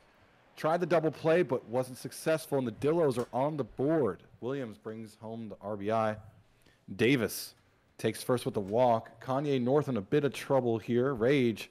That's in the Guga gap in the right field gap. That's going to be 1 run scored. And it's 2-0 Dillos off of 2 hits. Looking to come back in this series. Oil can. Fly ball in center. Runner coming home. In there safely. It's 3-0, but it's 2 outs. North has given up 3 in this early going. And this is going to be a fly ball. Oatmeal the third flies out to end the top of the first. We're going to the bottom of the first. Firehawks got their work cut out for them already. 3-0 in the first? I feel like I've seen this one. Yeah. A team trailing in the first with a chance to make the World Series. There's a ground out for Lutz. McGuire with a base hit on the right side. So Larson, who's been with us all night, shot at the Sen. Larson with a grounder. 3-6, but not the 3. Larson beat out the throw. Nelson. Infield pop up, pop out. Firehawks can't score a run. They're down 3. Dillos looking to extend this series, extend the stream. Cadis with a grounder in the left field grass, grounds out. McPingison with a line out to right field. Oatmeal also lines out to right field. That will end the top of the second. And Daniel Martinez, D-man, who was on my case earlier, claiming I was craving attention, just trying to get the chat popping off, does strike out. Looking. Stern on fire. Can you get the first caca of the game? And that could be the first caca in chat. That's going to be a double for Stern. Firehawks want more caca. Healthy bowels. Okay. Leahy with a line out to right field. Marco with a ground out. So they couldn't do anything with that caca. And that Stern double ended up being not put to good use. Dillos with a chance to extend their lead. Dubson, that's deep in the deepest part of the park. 440 feet. That was a unbelievable home run, a solo shot for Dubson. We probably will see some Dillos in chat. That's not it. What's not it, Brain? Williams with a strikeout looking. Davis. Fly ball, fly out. Oh, talking about Kaka. Rage with a ground out, but the Dubson bomb helps the Dillos extend their lead 4-0. That was an incredible homer. You rarely see dead center. Jackson Jr. Right field, that's a fly out. Lutz. Oh, with an errant throw. Maybe this is the spark the Firehawks needed. Lutz is now able to reach second base off the error. McGuire with a full count strikeout. So Larson, can he bring home the runner? And he might. That's a base hit up the middle. The throw from center was incredible. Are you kidding me, Williams? From center field to home plate, gunned the runner out, and that ends the third. Just like that, we'll go top of the fourth with Daniel. Well, that's how you make up for an error with a crazy play like that. He's picking his teammate up as Oil Can flies out there. Here's Oatmeal. And he's going to beat that one out with his legs. That's going to be an infield single for Oatmeal. And the cold hitting Caddis, he's going to hit from the right side, the catcher. And he will strike out chasing a bad pitch. It's up to McPingison now with 1 on and 2 out. He'll earn himself the walk. Ezra Oatmeal with 2 on now, 2 outs. Can we get some 2-out magic? No, it's going to be a quick out from short to second, taking the short throw there to get him out of the inning. California looking to scratch anything on the board. They would take a 1 spot right now, I'm sure. Just something to start turning the tide here.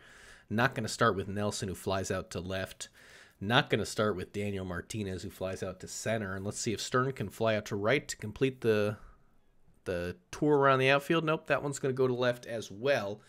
And some good fly-out pitching from Gambit Panda. Top of the 5th here, it's Dubson hitting from the left side, and he's going to take a slider into right field for a leadoff single. Here comes Michael Williams, the center fielder, on the ground to first, over to short. Not able to get the double play. I feel like we saw a lot of double plays in the Kansas City Ranas game. Now we're seeing a lot of near-miss double plays in this one, as that's a deep fly out from Davies, and now it's up to Rage. It's going to be a strikeout to retire the side. Back to the Firehawks side of the bench, and it's going to be a leadoff single from Leah Y? Someone. Marco now going to move her over. It's going to be runners on the corners, first and third, off that Marco single into right. And here comes Jackson. Can he score the first run of the game for the Firehawks? No, that will be a strikeout. Gambit Panda buckling down and getting the big out. Next up, it's Lutz, and they get the force out at first, but it is going to go down as a sacrifice hit. Scoring the first run for California. It's going to be a ground out from Lutz, as McGuire strikes out to retire the side. Caw, indeed. Back to Oil Can now. Grounder to the first baseman. 313 hitting Oatmeal. Back to the pitcher. Kind of chased one there, but it works out. Bad throw. I believe they'll call that an error. I'm going to throw up my fumble bumble. Why not? And a double play from Caddis. It's going to go 4-6-3. Second baseman sending it to short, who turns it back to the first baseman to retire the side. Now let's see if the Firehawks can add on. That's a good way to start it. Larson, a deep drive into left field. Bouncing around out there in the corner. It'll be a stand-up double for Larson. Next up, it's Nelson, the second baseman, and they fly out into the dirt there by the home team's dugout. And now Martinez is going to send one up the middle. Not deep enough to move the runner over. It's going to be up to Stern with the runner in scoring position. He's one of their hottest hitters, but hits that one on the ground right to the shortstop. They're not able to convert. Well, we're here in the top of the seventh now. McPingison. Is that going to be an error? Yes. We're seeing a lot of fumble bumbles in this one. Is that error number 3 of the day? And then we'll see a bunt from Oatmeal. I thought that might be a bunt single, but it'll go down as a sacrifice. Dubson now going to not take the bat off his shoulder, and it'll go down looking. And now it's up to Williams. 2 out, a runner in scoring position, a soft hit back to the pitcher, and the side retired. Seeing what seems like a lot of infield small ball type hits here. It's going to go over to Lee, Marco, and Jackson Jr. Quick first out. Marco now. Wow, is that another error? Error. Ooh, wearing out my fumble bumble key here. Jackson Jr., though, going to hit into the double play, and the error is erased. Should have done over-under errors 3.5. Nobody would have won money. Yeah, or we're in the top of the 8th.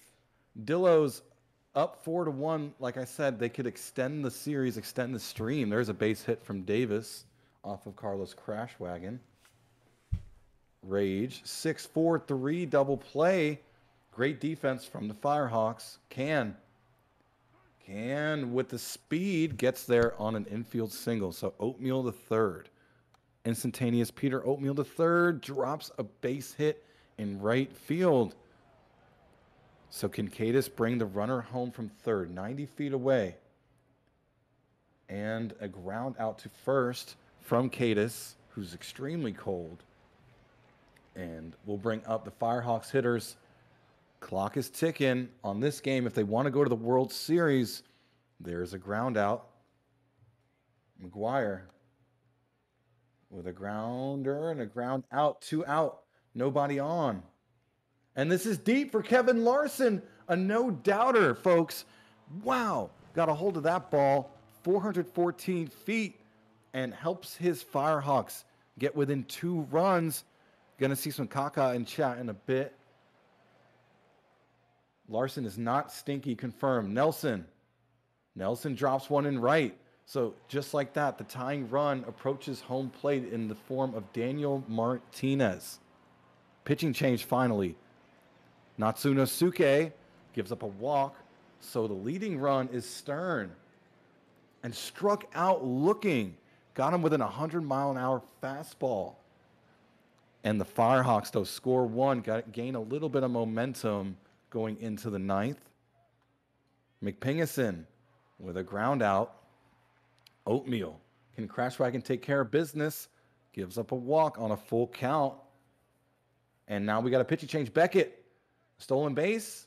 Oh, the bad throw. Runner moves to third.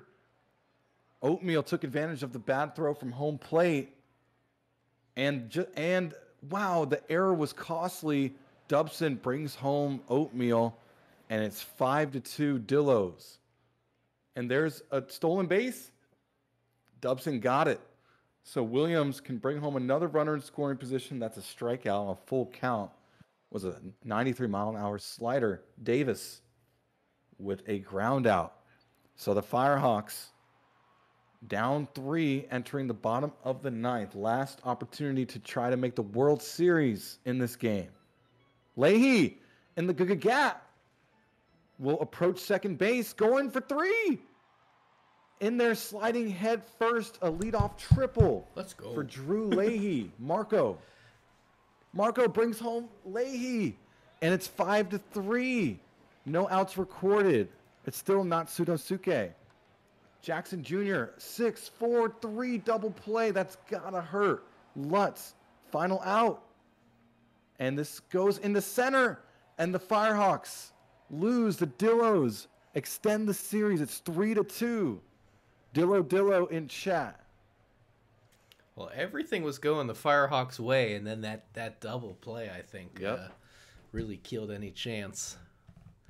I was getting hyped up. You know, I don't really have a stake in this fight, but it was fun seeing. I just love seeing the team battle back at the end there. Dillos win 5-3. Doing the prediction now. Perfect. It looks like Dobson had 4 hits. Larson had 3 hits. Those are your big bats. Panda gets the win starter for the Dillos. Save for Natsuno Suke. Kanye North, their first loss of the postseason, is a crushing one. 6 innings pitched, 4 earned runs. And Matt Dobson will be your player of the game. So we close the book here on the minor leagues. I want to take a second. Grab your screenshots if you need it of our little playoff tree here. Congratulations. Where do they put the MVP? It's usually down here. Oh, it's the wrong series. You got to click on the one to the left. We just watched Dillos and Firehawks.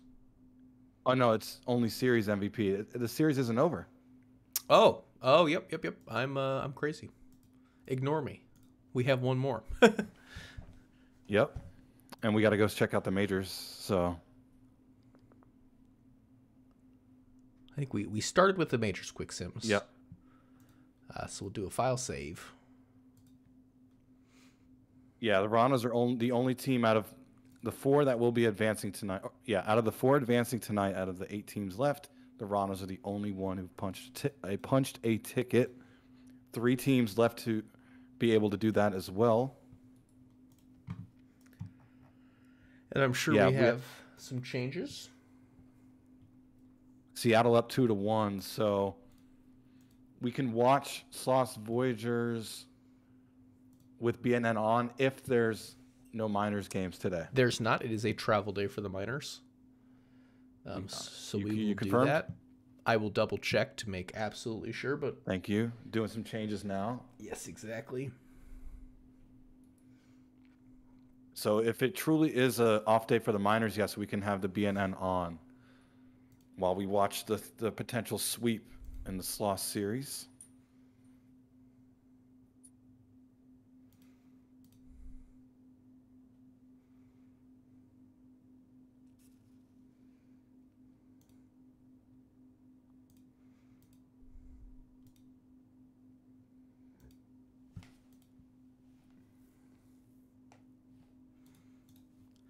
Alrighty, Enoch, there's your changes as requested. I don't think I messed anything up. It looks good to me. I'd like for you to confirm. Let me take a peek at the Sloths. They're looking for a stamina check. Your starter, Glenn Davies, is your only rested starter, 100%. And your only tired reliever, it's going to be Slim Esteban Rodriguez Jr. at 47%. We got the good. We got, did I swap Slim and Bark? BSRHB. Oh, I see what you're saying. No, I did not. Good catch. I set the prediction at 5 minutes. Nah, 2 minutes is probably solid, right? Yes, 2 minutes is good. Sloths Voyagers, pick them. Slim and Bark, BS, right-handed. Slim and Bark. Let me know how that looks.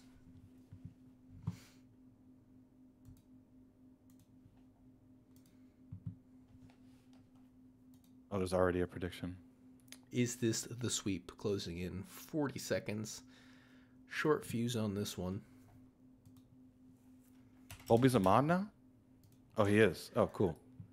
Yeah, I think Colby is our latest addition of the mod team. We got the thumbs up from Enoch. Serpents did have changes as well. Seattle Sea Serpents changes. Ooh, I got to get money on the yes for sure. Pitching, it looks like Adusing. He's going to get the day off. None specified. Normal, none specified. Jackson DeMarco getting taken off the bench. Stoppers, 7th and close. High leverage. Let me know how that looks. C does IT. And who's our other team? I'm guessing they don't have changes. DVS, I think, is the only other team.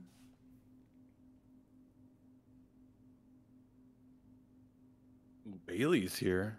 Shu's been here. What up, Shu? Colby, obviously. Tim. What's up, folks? Director's Cut is also here. Not seeing anything from DVS in a while, so I think we're good here. I'm going to confirm there's no minor league action. We're traveling. Mr. Daytona is also in chat. What's up, brother? They will play tomorrow. Toivo here. Appreciate DG's you. reaction to the Dillos winning is ye. Y-E. Where are we scores? All right, so here we go. We're going to check out San Antonio and the New York Voyagers. We're going to turn on BNN.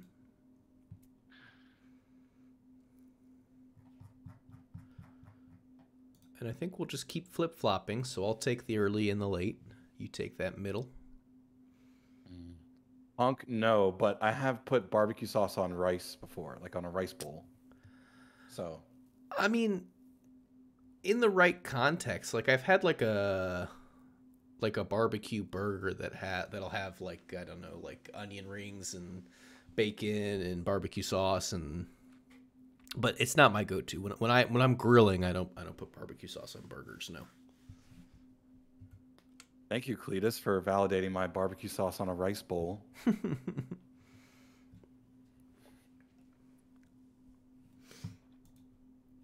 Barbecue sauce is really good. It's got a nice, especially like, I think it's Jimmy's. Well, enough Got a nice little about tang to it. barbecue sauce. Let's get to baseball. And I think all we really need to say about this one is that New York Voyagers are pretty heavily favored here in the hitting and in the pitching. San Antonio leading the series, though. I do just want to make sure that we're good to have BNN on. It looks like it. I did turn it on. Series tracker is updated. And the minors don't have any games today, right? They don't. I double-checked. So here we Cool. go. Thank you, sir. Not a problem. Oh, that's what I'm thinking of. I'm confusing Jimmy's with Sweet Baby Ray's. Thank you, Punk. Sweet Baby Ray's is my preferred barbecue sauce. I'll say that as Trevin Knight here is going to lace one into center field to lead off the ball game. Jimenez now going to strike out. Circle change. 73 miles an hour. Strikeout swinging here now on the 95-mile-an-hour fastball. And here's pork chop sandwiches. And he'll strike out as well. So Johnny Toasties let the lead-on man on via the single and then struck out 3 in a row.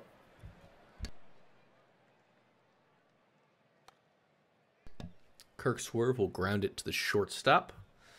Here's Benny Rodriguez, left-handed second baseman, hitting 241, will strike out. Already 4 strikeouts in this game. Here's Encarnacion.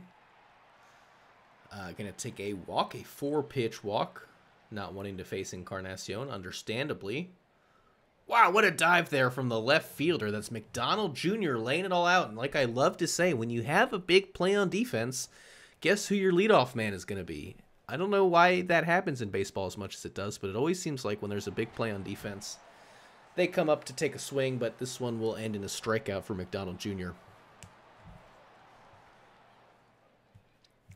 Here comes Suida. Another strikeout. Is that, what, 5 straight strikeouts now for Suida?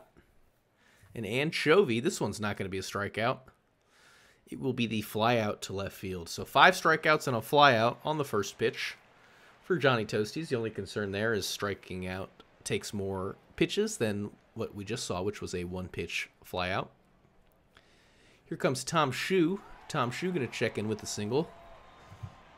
Oh, good call, chat. I turned BNN on, but it might help if I actually, displayed it.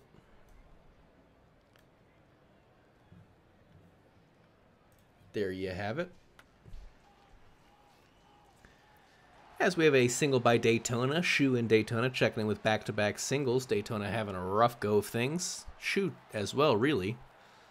And then Bark Bark Wolf Ruff beats one out. It was hit deep into the hole at short. And now the bases are juiced. No outs for Barbados Slim. He's going to launch this one a mile into left. The runner will tag in Tom Shue, but Tom Shue is not a speedy boy, so he will stay parked. And then a strikeout now. So 2 outs with the bases juiced. Kirk Swerve and a strikeout. So the Voyagers loaded the bases with no outs and then failed to convert to keep this a 0-0 ball game. If the Voyagers lose a close game here, keep that in mind as probably the key moment for them to have turned things around. Eshelman now going to draw a walk. Here's Slithery Snake. Speaking of speedy boys, going to check in with a single. Trevin Knight, the center fielder, strike out on 3 pitches. Watched that one sail by. Here's Jimenez. He'll check the swing for a full count walk. And with the bases juiced and 1 out, it's Matata. The Sloths will check in with the bases juiced. 1 run scores, 2 runs score. The 3rd run will stay at 3rd. It's 2-0. San Antonio Sloths. And Pork Chop Sandwich is still just 1 out, still 2 runners on. This could be a big hit. It could mean 3 runs, but no, it's going to be caught up against the wall. Both runners tag. Does add another RBI onto the board here. Just short of a big, big fly. McDonald Jr. now going to send this one to right field. And a big 3-run inning comes across. 3 runs in the 3rd on 3 hits. Where can we find some more 3s? 3 hits for New York as well. Rodriguez with a strikeout. Encarnacion, grounder to short. That's an out. Looks like things are holding steady in Seattle with Death Valley. Rusty Kuntz going to check in with a single here. Oh, already in the top of the 5th in that Seattle game. I didn't realize that game is flying by. As we have a fumble-bumble passed ball. Runner in scoring position now for Tom Shue. He already has a hit in this one. But he will strike out on the checked swing. They say he offered. As we send it to the man, the myth, the goat, the god, the hummus. Stop it. Sloths 1 win away from the World Series. Suidot line out. Chovy having a pretty good postseason. Takes first with a walk. Eshelman, the rookie. Swifties legend. And Chovy takes off. Beats the throw. Oh, this was a no-doubter. Center fielder did not move an inch. First homer of the postseason for Eshelman.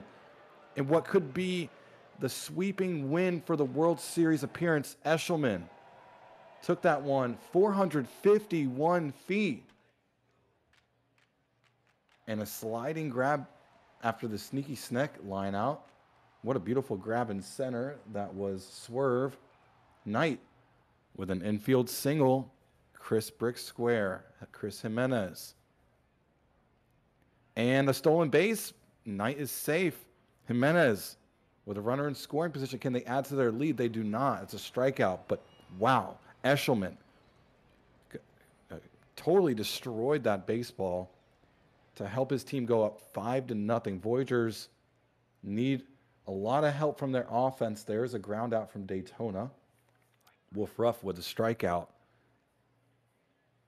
And Slim hitting 150 in the postseason, strikes out swinging.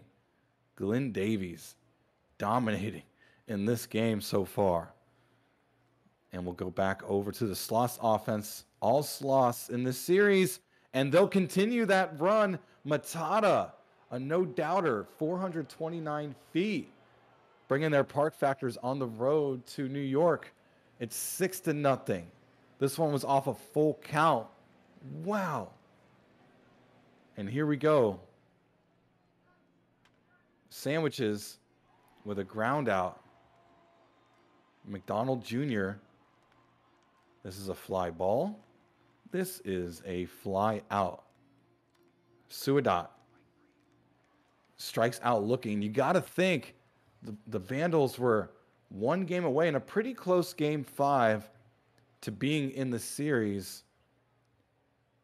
Voyagers haven't really done much in this series at all. Oh, they did lose that close game 3-2. There's a ground out. Swerve. And this one got past the first baseman. And this is a double for Swerve. Is this the spark that they needed to get going on offense? Benny Rodriguez, and Swerve takes off. He's in there safely. No question about that. So Benny the Jet, first run, 90 feet from home. Lines out to left field. Swerve's got the speed in there safely, and the Voyagers get their first run of the ball game. I love good small ball. Yeah, good teamwork, good small ball, and that's in the good gap for Encarnacion, who slides in with a double. So can Kuntz bring home the other run? And there it is. Kuntz will bring home the other run. It's 6-2. That's an RBI double for Rusty Kuntz. And the pendulum is swinging in their direction now a little bit. But a shallow fly out in center ends the bottom of the 5th. We're in the 6th now. Anchovy with an infield single. Brian Eshelman, you may remember, had a 2-run shot. Chovy got a great jump in there safely. Eshelman. That's in the good gap on the left side, left field. Left center, and that's going to be a 7-2 lead now. Eshelman with the game of his career. Sneck with a strikeout swinging on a full count. It was a slider. Knight with a pop out to short. Great play by Beecham. So Jimenez, drop third strike, is out anyway. Sloths get 1 run. They're up 5. Voyagers got to get going on offense. Showed a little bit of life in the 5th. Daytona with a fly out to center. Woof Ruff with a ground out. So Slim with 2 outs. A line out to short. And that will end the 6th. We're going to the 7th. Sloths 3 innings away from advancing to the World Series. Oh, and a bobbled ball. What are they calling that? An error. They called it an error. Sandwiches lines out to left. So McDonald Jr. hitting 182 in the postseason. The 5-4-3 double play. Great defense by the Voyagers infield to get out of there. They're down 5. Beecham, midseason acquisition. Grounder to short. Ground out. Swerve with a walk. Chugs a bottle of Sweet Baby Ray's.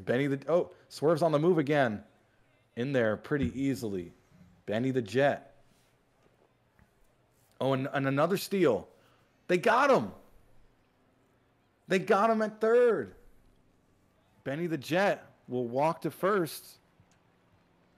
Encarnacion. Oh, and Benny the Jet taking off. Safe. Encarnacion. This is deep. I hit the wall, and that gun out is going to come back to haunt them, but the run does score at 7-3. If Swerve would have just parked at second. Kuntz.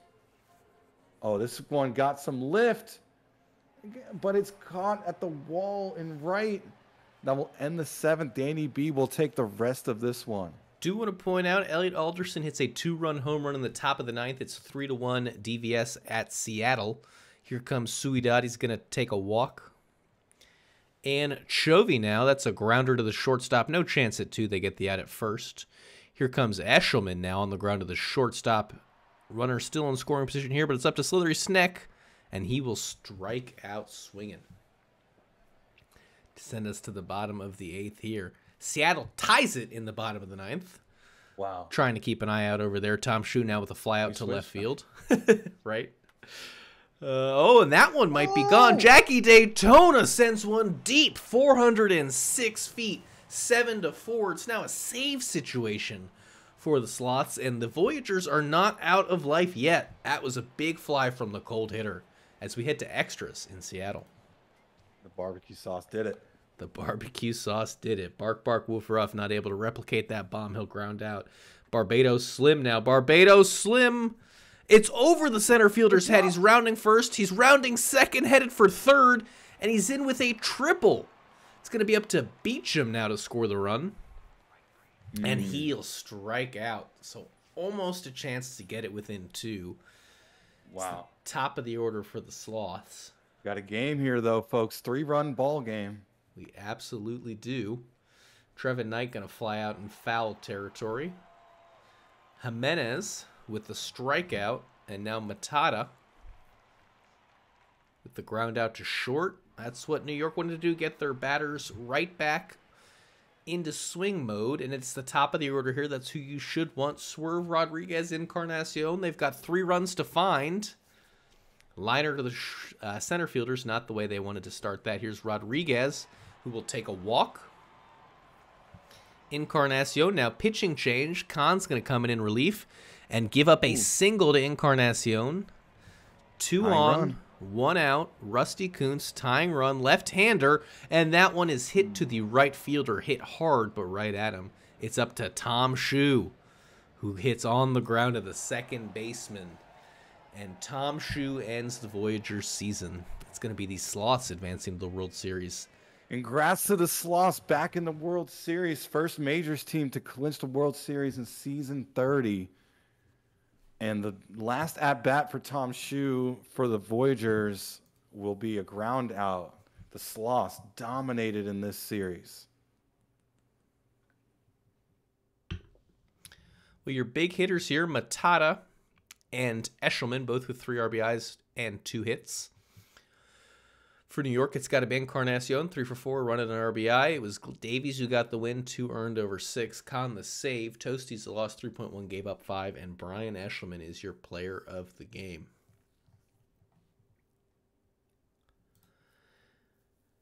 And I guess we'll head right into your box score here. Wow. Congrats to Kripo Krasov with the walk-off solo shot against Baxter. I kind of just jumped into the box score, if you don't mind. I'll keep going. Yeah, keep going. Big hits from the Serpents, 10-5, 4 runs to 3. We saw a big 2-run blast from Alderson. Where can we find Alderson on here? 2 for 5, 2 RBIs a run. It was not enough to get it done. A lot of multi-hit days here with Sloseko. 3 for 4, run and 2 RBIs is huge, the third baseman for Seattle. Pitching, obviously with extra, starters are not getting decisions. 6.11 earned for Ratatouille is a phenomenal start.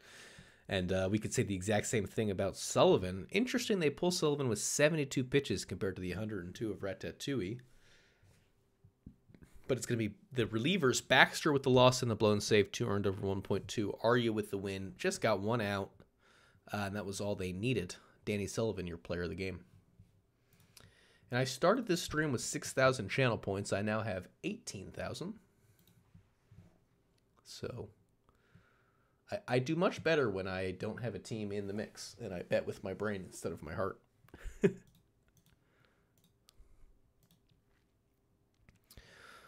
go ahead and do a save game. We're going to have a fairly full slate here. Wait, they want to see series MVP for the Sloths Voyagers series? Absolutely. I'm usually so good about that. We're over here. It's Acuna Matata, the first baseman. Let's see if we can find him. He had 6 hits in 18 tries, 2 home runs, 8 RBIs, hit .333. Didn't take a walk because why take a walk when you're hitting .333? Slugged .833, maybe the better reason to not take a walk. and was just phenomenal. Wasn't the hottest average guy on his team. I guess he was. Wasn't the hottest OBP guy on his team, I should say. But slugging 833 is just fantastic.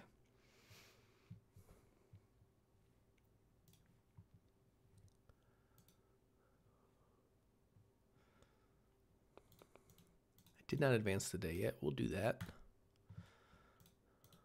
We have 2 games today. Before I do absolutely anything else, we are turning off the BNN.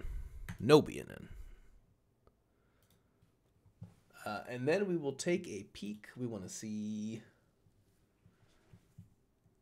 if we have any changes. Scoreboard. Oh, did I not show the scoreboard? We can go back a day. That's my bad. Or were you just telling me to turn off BNN? No, I see. That's from 17 minutes ago because I had BNN on but didn't actually show anything. I'm picking up what you're putting down now. Excuse my confusion.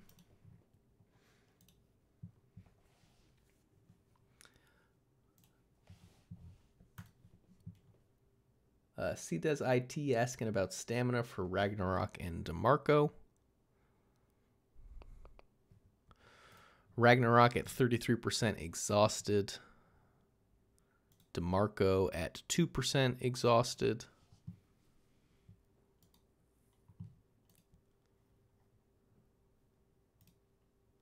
Firehawk's also asking for a stamina check.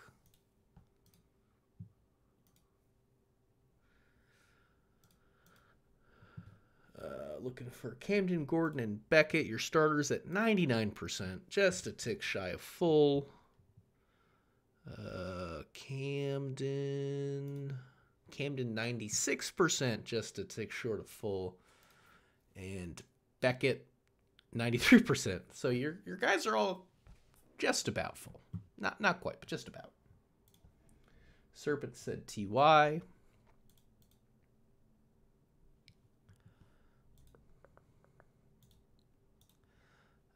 Not seeing anything from the Dillos or DVS. I guess.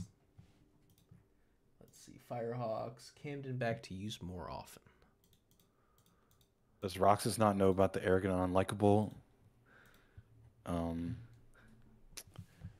little motif for the Scorpions? I'm guessing not.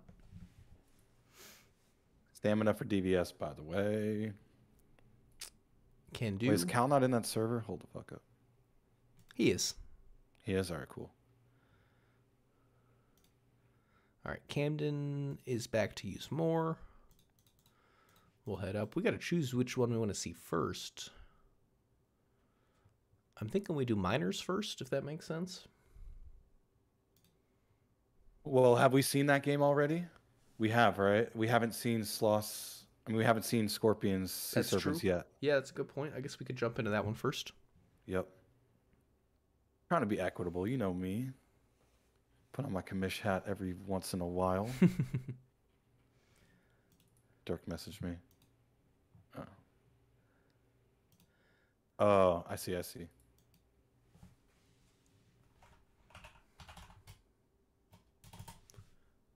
right, we got Caltroid typing. Oops. You know we're having fun until the daddy took the T-Bird away. Raise Sims pitch count to 110. Make sure that took. It is 110. You got it. You know what? Respect the minors. Yeah, that's why there's a big disagreement with the MLB players and the owners right now. They're fighting for more to be given to minors players. DG Eskins. It's not the entire fight. It's part of the fight.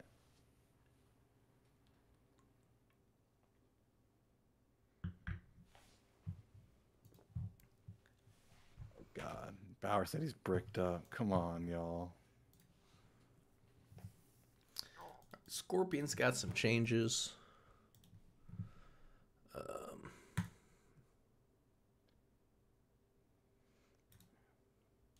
Morgan to use more often. We got a thanks. So I think we're good on the DVS front. Dilla's good to go. Firehawks I did a change for. I didn't see a thumbs up, but I assume I'm good to go there.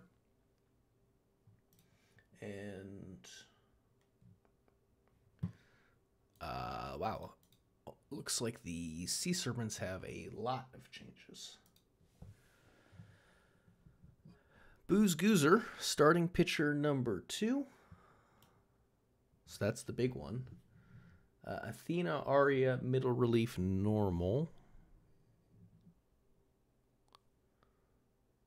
NA, so we'll take off that long relief. Sing is going to be stopper 7th and close. High leverage. Ragnarok, none, normal, none.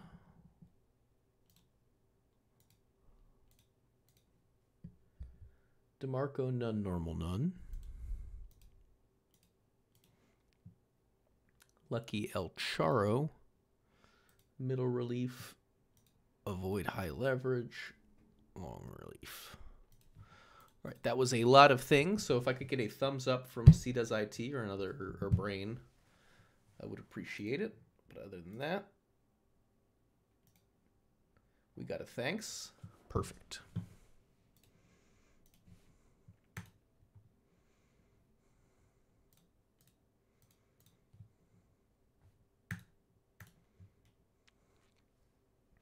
Do save in case anything happens. Don't want to do the changes again. Appreciate you all patiently waiting through the changes. I know that's probably not the most fun part of the stream to watch. But we're going to hit you with a potential World Series clinching game right here. It's going to be Hummus bringing you the first 3. I'll take the middle 4, and then Hummus will close you out unless we get extras. Quadruple check BNN. It's going to be off for the rest of the sim. I assume a prediction was done. Nope. You would put a prediction up, Hummus? Oh. There's like multiple mods. They've been fighting each other for predictions all night. So. Oh, okay. I don't know why there isn't a prediction right now, but I'll take a prediction from anyone who wants to throw one up. I guess we could do a pick'em. Yeah, I think those are best for the playoffs. You're definitely seeing the Scorpions heavily favored here in the hitting and the pitching.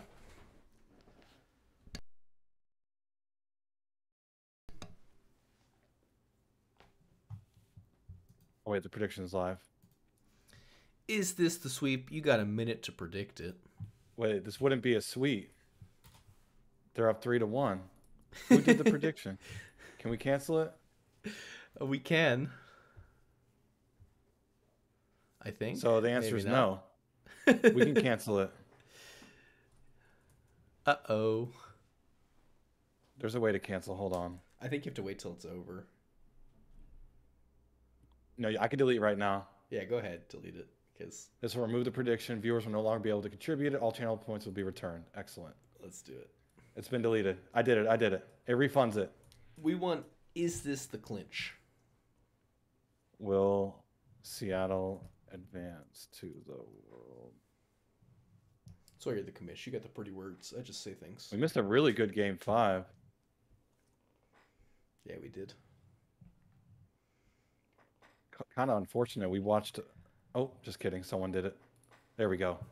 I wonder, it would have been cool if there was a way to, like, finish the Voyagers game and then switch to just the extras.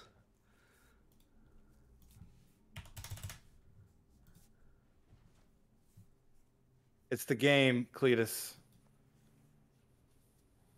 They're calling me a thief of joy because everyone just could have said no. And there was 44 channel points on yes between like 100 people. So I'm sorry you lost your 1 free channel point, everybody.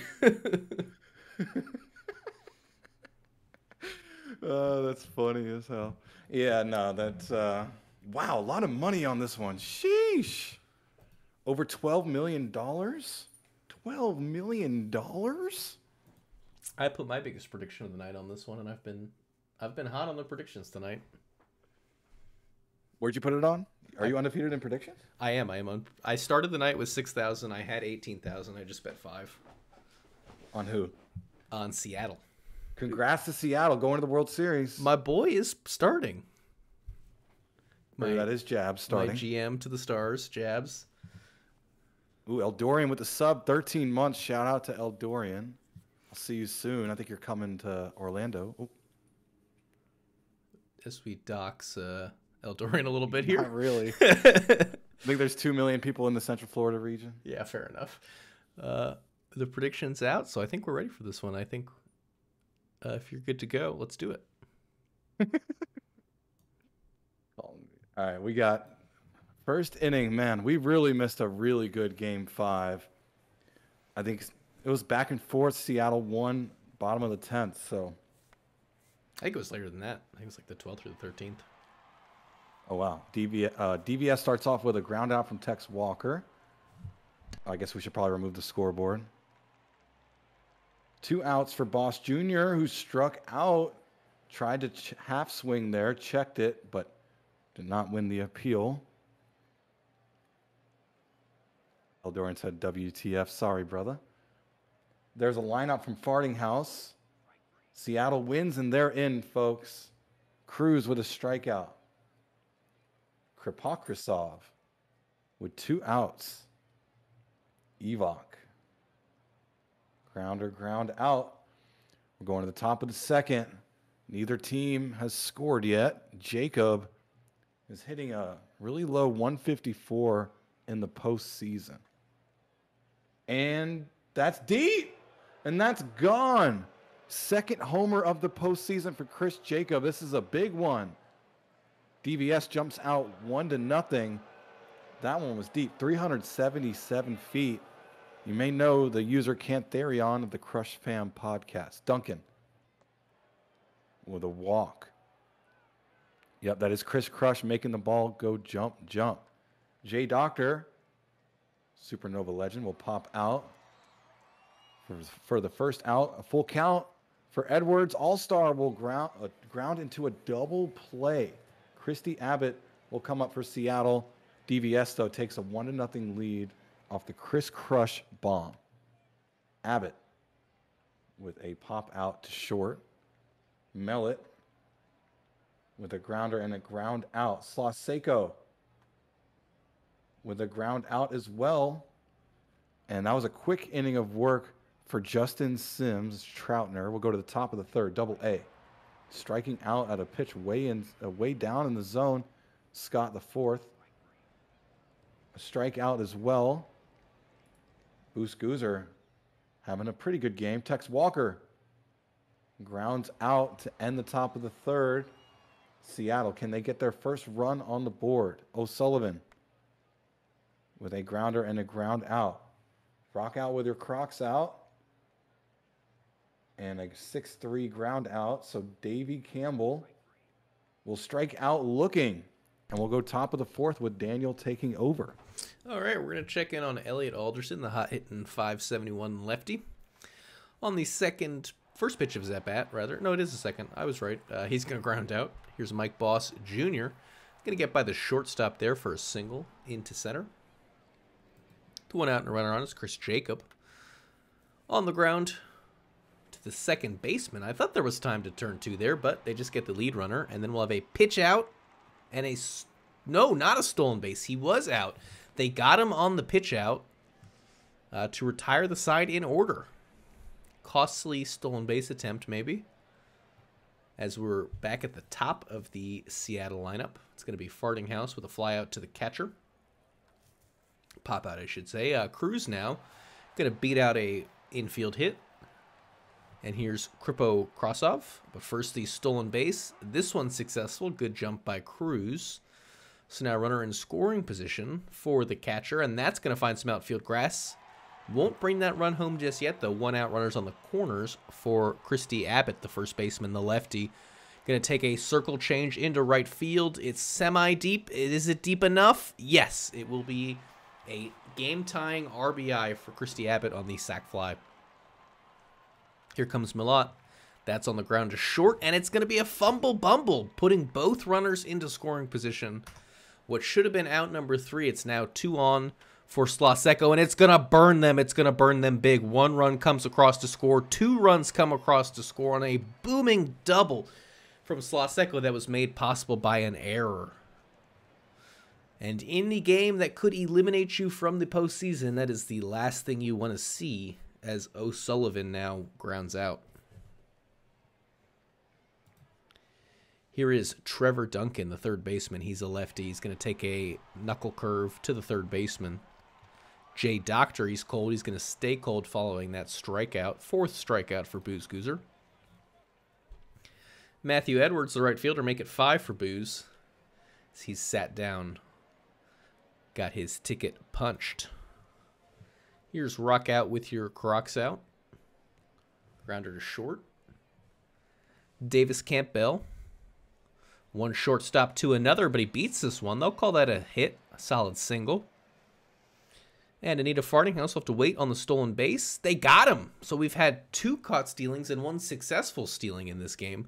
Maybe time to tell those runners to stay parked where they are as Fartinghouse grounds out to end the inning. Top 6 now, Double-A the Say A kid. Existential Dread grounding out. Scott the 4th. Gonna take a walk. I thought that pitch was in. The ump disagrees. Now Tex Walker, deep fly ball to center right. Right fielder makes the grab on the warning track. Elliot Alderson with 2 out and 1 on. Gonna send this one to shallow right to retire the side. Seattle holding on to that 2-run lead, 3-1. Santana Cruz, center fielder to the left fielder, fly out. Here comes Kripo Krasov, the catcher, on the ground. It was a knuckle curve at 77. He sent straight to the shortstop, and now Christy Abbott keeping that shortstop busy. That one a circle change at 76. A couple of groundouts there for the Sea Serpents. We're into the 7th inning. Mike Boss Jr. hitting 207. Going to be a little worse now with the strikeout. A Duke Singh in to relieve Booze Goozer. I believe that was a quality start for Booze. Here's Chris Jacob. Going to take a walk. 5 pitches. Trevor Duncan going to wait on the stolen base. And that is a steal. I thought they were going to get their 3rd caught stealing of the game, but not so. Strikeout for Duncan. And now Jay Doctor. So Singh pitches around the stolen base. Sets them down by the strikeout. And it's stretch time here in Seattle. So we settle back. Here's Milot. I never know. He's going to ground out. Sloths going to fly out. And it's up to O'Sullivan in this 7th inning. That's not going to do it. It's going to be an out to the third baseman who ranged back well for it. Scores Holden at 3-1. And here is your pita chip topping.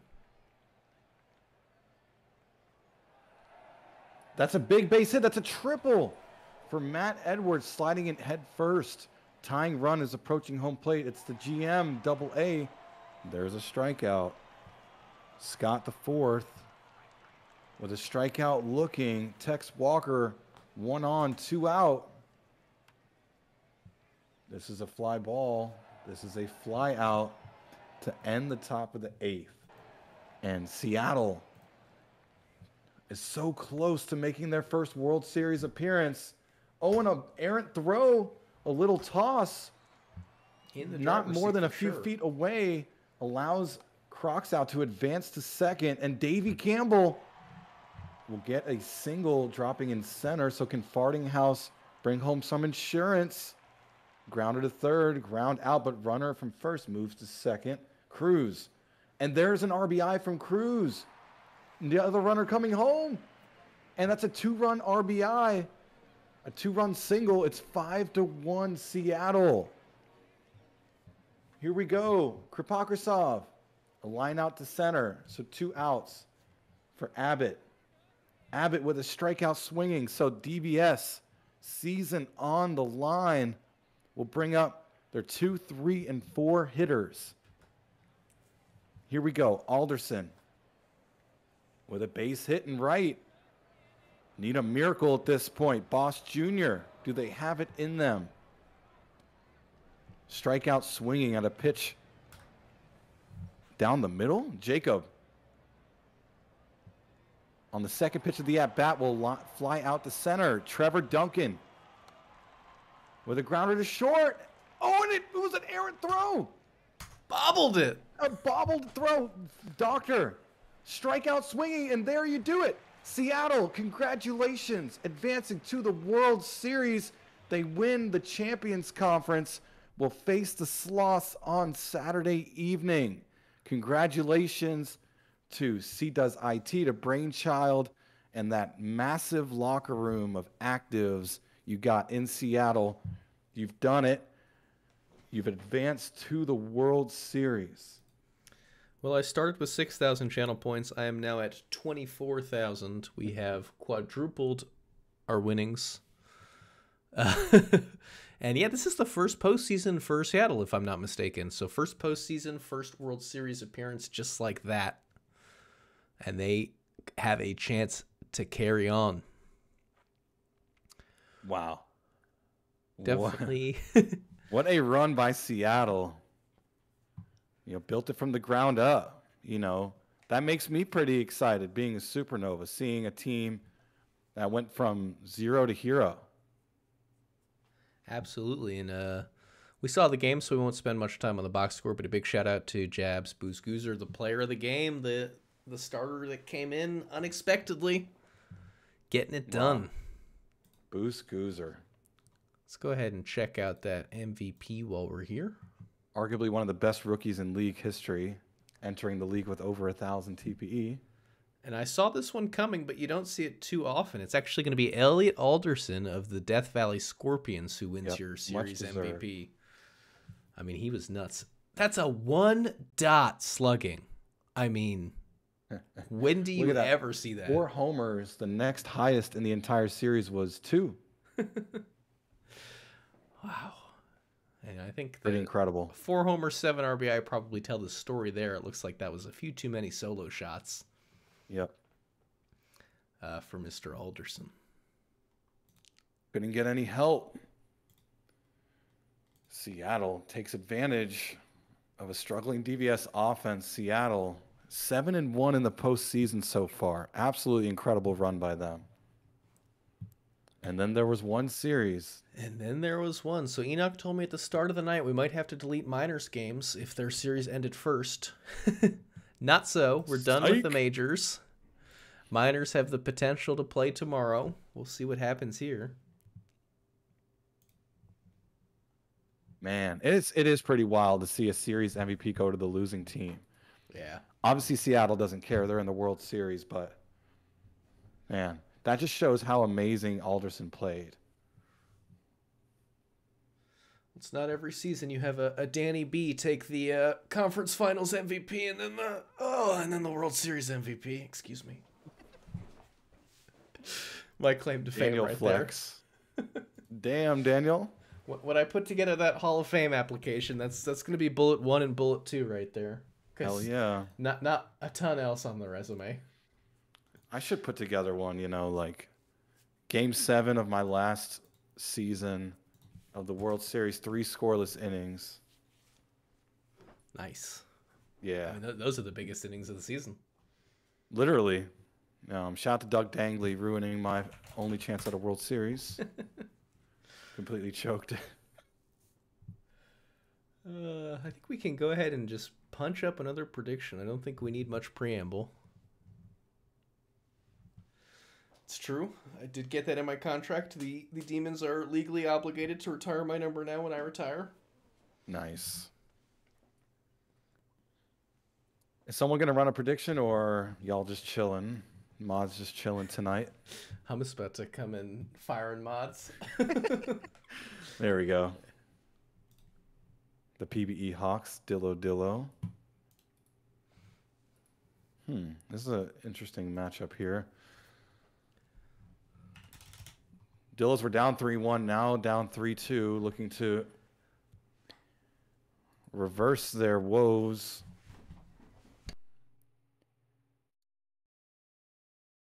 I'll go with the Dillos.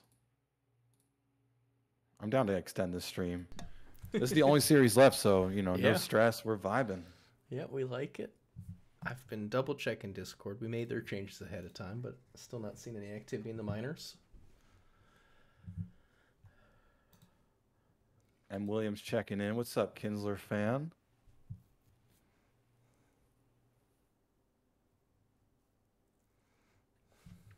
Roxas with the big flex. Started the stream with 1.1K channel points.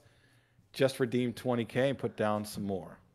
I've been betting conservatively, so it sounds like you and me are in the same boat, though, winning all the predictions. So somebody was laughing at me when I said get rich quick. I mean, if you do it like Roxas did, yes, you can actually get rich quick. Folks are telling me that they still haven't been able to claim, and they've been watching streams for a while, and I'm like, you know, just go full Roxas. Start with 1.1, end with 26K. And should be noted that Roxas and I, who seem to both have won all of our bets today, both went in on the Firehawks.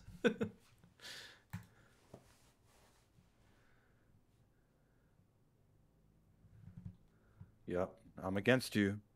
That should be interesting. You're starting, right? I am, yeah, and I think that we're close enough to the end of this prediction. I'll just take us in here. Firehawks, a slight edge in the batting. Dillos, an edge in the pitching. And away we go. It's going to be James Lutz leading things off from the right side of the plate. It's going to turn on one, send it to the third baseman for the grounder. Swung at one that looked like it was about at his neck. McGuire now going to take a walk. Larson in. Wow, a lot of hot symbols for the Firehawks here. 3 of them. As Walrus Jones puts away the hot-hitting Larson. And a quick inning. Did let one on via the walk, but 3 quick outs all the same. Here comes Ezra Oatmeal, third baseman. Flying into left field. Matthew Dubson. It's going to be our first hit of the ball game. Single into right field by the right fielder. Here's Michael Williams on the ground to third to second, and it's going to be the 5-4-3 double play on the 8th pitch of the at-bat. So 1 hit, but still a 1-2-3 inning. Daniel Martinez, Drew Leahy, and that one's deep into the gap, and that one's over the wall in the gap, 445 feet. Didn't seem like that hard hit a ball, but it cleared the fence and then some. Get out your tape measures, folks. That one was gone. And the Firehawks with the lead now. Here comes Stern, sending one back towards the wall himself, but it will be handled. 2 outs now for Marco, and it's going to be the shortstop who gets this one in shallow left.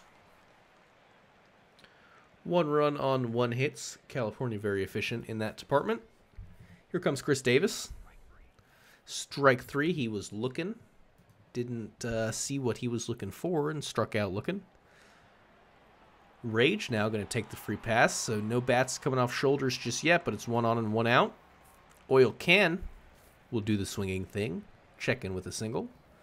2 on 1 out for Ezra Oatmeal. The third and a loud hit there, but right at the left fielder. It's handled. 2 out, runner in scoring position for Caddis. And, I thought he might beat that one out. It was a bang-bang play at first base, but the umpire rings Caddis up and sends us to the top of the third. Here is Latavius Jackson Jr. fly out to left. So first time through the order for the Firehawks. It's 1 run on 1 hit. For Lutz now, it's going to be a fly out and pop up in foul territory. Stubby McGuire, single in the left for a base hit. Here come the hot hitters. It's Larson, lined right to the first baseman and caught to retire the side. And it's all up to McPinson now for the Dillos. That's going to be a deep one into left field. Rounding first, headed for second. They'll slide in with a double. So 3 hits No runs first time through the order for the Dillos, but a runner in scoring position here. No outs for Oatmeal. That'll get the runner over to third. Just don't strike out Dubson. You've got a good chance at an RBI. That'll do it. Single right back where it came from, right past the pitcher. And it will be an RBI for Dubson, tying this ball game at 1 apiece. Williams with a chance to add on. And a chance at a double play just gets the lead runner. Here's Chris Davies, the first baseman, past the second baseman. 4 runners on the corners, 2 outs. Adam Rage, he's hitting 100. Could use a big hit here. Doesn't look like this will be it. The first baseman coming in to take that one. And we're into the 4th. Here we go. Saw a little bit of Kaka in chat. Now there's probably some Dillo if I look now. Nope, no Dillo, but that's going to be a pop out. D-Mart with a single. Leahy with a grounder and a ground out, but runner in scoring position for Stern, who will fly out. Swung at a 97-mile-an-hour fastball. Got some decent contact, but too far under it. We'll go to the bottom of the 4th. Oil Can will strike out looking. This is a great game so far. Both teams not really trying to do too much. Playing a little conservative. Tie ball game. And a ground out from Oatmeal to third. Beautiful play by Stern. There's a base hit from Cadis. And so McPingerson with the runner on first. Facing James Gordon. And this is a fly ball. And that's a fly out. And still a tie ball game. We'll go top of the 5th. Marco will reach first on a walk. Jackson Jr. That's going to be deep. That's over the center fielder's head. Will Marco be able to go around the horn? They're going to try. Oh, but Marco scores, but Jackson Jr. gets thrown out at third. They're calling it's still considered a double. So it's a one-run double, but some bad base running, gets thrown out at third. Still Kaka in chat. Kaka worthy. Oh, Lutz on the move. Lutz is safe after the walk. So McGuire strikes out swinging. And that will end the top of the 5th. No, excuse me, still 2 outs. Sorry about that. Larson. Now Larson with his fly out ends the top of the 5th. We'll go to the bottom of the 5th. The series tracker, is not updated for the Serpents. Going to do that while I'm calling this game. Oatmeal with a fly out in center. And this is another fly ball. This is Matt Dubson of the Dillos. That's a fly out. And a strikeout from Michael Williams ends the bottom of the 5th. The Kaka, they got a little bit of momentum now, up 2-1. So Nelson with a ground out. D-Mart. And that's a base hit for D-Mart. That drops in front of the left fielder. Leahy, the DH, with a grounder to the pitcher. They get the lead runner, but breaks up a good double play with a good slide. And Stern, but Leahy gets thrown out on the stolen base attempt. And that's how the top of the 6th ends. We'll go to the bottom of the 6th. Steal's not been the right call at all this stream, it feels like. We've seen a ton of caught stealing. Yeah. Good defense. Good defense and pitching in this game. That's a ground out from Davis. Rage. All the rage. And that's a solo shot in right field. That's 425 feet of a tying solo shot. Game-tying solo shot. Clutch at bat with 1 out here in the bottom of the 6th. Trying to keep the season alive for the Dillos. There's a ground out, Oil Can. Oatmeal to third. Instantaneous. And that's a quick single for Instantaneous. Oatmeal to third. Cadis. And Oatmeal to third is safe with the stolen base. So Cadis on the 0-1 will ground out. And that will end the 6th. But that solo shot from Rage. All the rage to tie it up. Top of the 7th now, Stern. With a grounder and a ground out. Marco. Marco with what a beautiful grab in right field from Marco. No, actually from the Marco hit.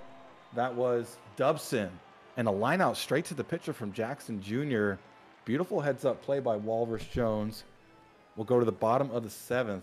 It's a self-defense play if I ever saw one. McPingison walks Oatmeal, but then Dobson can try to show what he could do with his bat after that beautiful play. And right, Oatmeal with a ground out off the bunt. But the runner moves to second. Dobson. Oh! Dobson had his nice play in right. He hits one to center. And so Marco made a nice play. And that's a ground out to end the inning from Williams. The game's still tied at 2. We'll go to the top of the 8th with Daniel. And it's going to be your California Firehawks with the top of the order in James Lutz, the left fielder. He's a right-hander. He's going to send this one into left field. It's a slider, 86 miles an hour. He hits for a single. Here's Stubby McGuire. Checks his swing and takes a walk. 2 on, no out. Walrus Jones in some trouble, and they'll replace him. It's Banda Natsunosuke, who strikes out the first batter he sees on 3 pitches. And here's Nelson with 2 on and 1 out. They get the runner at second in the fielder's choice, and it's all up to Martinez, who's going to lay down a single to give the Firehawks the lead in this one. It's going to be runners on the corners here for Lee for Drew. Drew sends this one into right field, and it will be handled. A 1-run ball game. 6 outs for the Dillos to answer. A lot of caca in chat right now. They're really close, literally 1 inning away from a World Series. Absolutely, caca indeed. But they gave up the single to Chris Davis, and now the winning run is in the batter's box. It's Adam Rage. He does have a home run in the postseason. That's not going to do it, and he hits into the double play. The elusive 1-6-3 double play turned by the pitcher. Oil can then with the strikeout, so they go 1-2-3 despite getting a man on. Top of the 9th, the Firehawks' last chance to add on unless this goes to extra. It's the bottom of their order. Stern, Marco, and Jackson Jr. They'll check in with a single to lead things off. Here's the righty Marco, but first it'll be a stolen base throw, not in time. It was a fastball at 101 miles an hour, so it got to the catcher quick, and it was close. But it'll be Marco grounding out there. Maybe the stolen base kept him out of the double play as Jackson Jr. strikes out, and it's now Lutz with 1 out to work.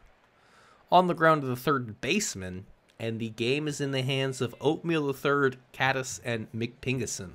Here comes instantaneous Peter Oatmeal. It's a strikeout. He made him work for it. 7 pitches, the circle change, Beckett got him. on the mound, too. Yes, it is. Aaron Beckett. Good call.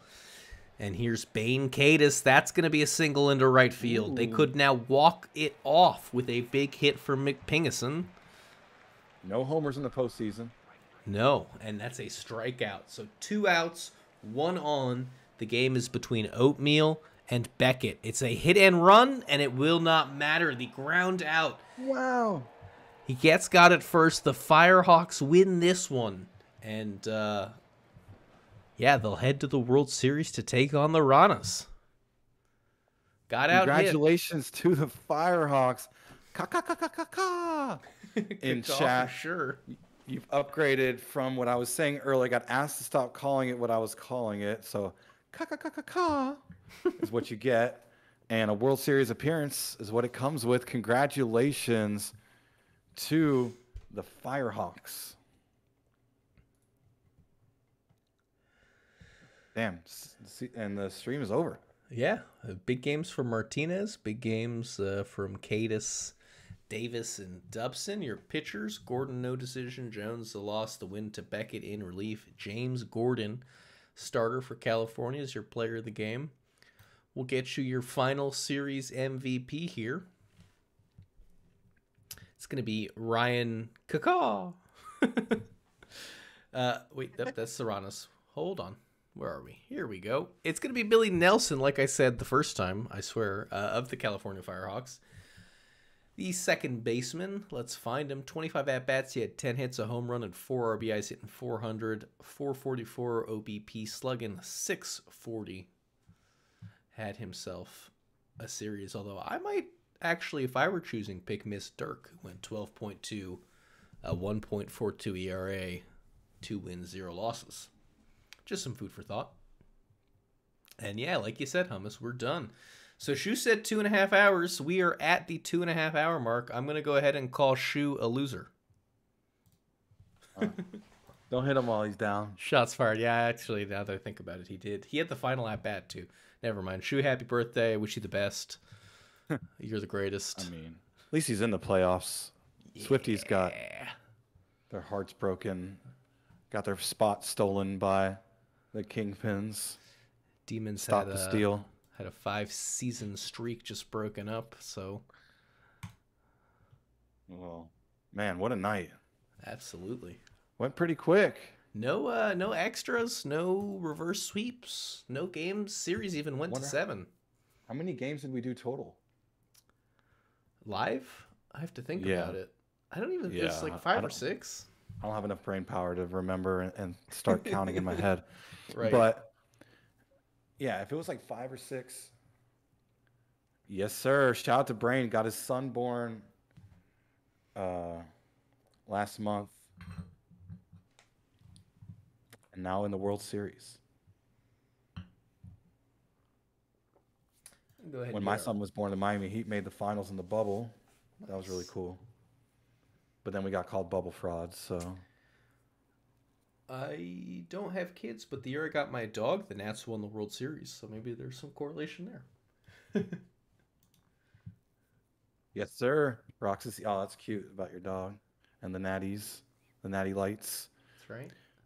Who are we going to raid? This should be a decently length upload, right? Because it's a full season of data. We're using all my processing powers here. Well, let's see. WSBL is streaming. That's our affiliate for PTs. We would enhance their viewership a bit. They're at 16 right now. Just a bit. I've been earning pretty good there. Shout out to the Haymakers making a playoff push. I don't know how you do it as commission and active in more than one league. I flamed out in the SHL. Yo, check out, well, because you're also GM, Yeah. Here in the PBE. I'm not. This is my only job. But look at Dude Man. He was commissioner in the freaking WSBL and stayed in his GM role with the Vandals. And, we get to see behind the curtain. He was doing a lot of shit for the Vandals. Give yourself some credit, though. I mean, co-host is a big job. True. And I need to go do some for the WSBL. That's how you make easy money in both leagues. I would argue it's like Simmer number 1, GM number 2, head office number 3. So in my ranking of most difficult and most essential to the league jobs. I was about to say, you got all the hard jobs. I guess I do. Yeah. Dude, running through a stream like this with everyone watching, we peaked at like 90 plus viewers. And it's not like 90 random viewers. These are people who you interact with pretty often on the site, on the forum. And it does not take much in the playoffs for users to get their pitchforks out. Oh, of course. But yeah. I think we ran a clean sim here. I don't think anyone has anything to complain about. I certainly hope not. Hey, look, the fact that we've both been in HO for this long means we got to be doing something right because the GMs do have the power to take us out. So. Absolutely. But yeah, shout out to you, man.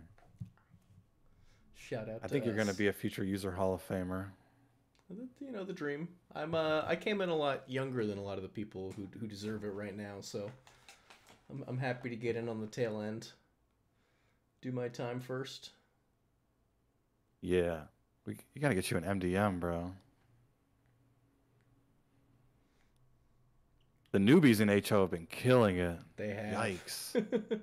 That might be like not to throw shade at any past HO classes, but this might be the strongest. Pound for pound HO class in history. I'll agree with that from what I've seen at least.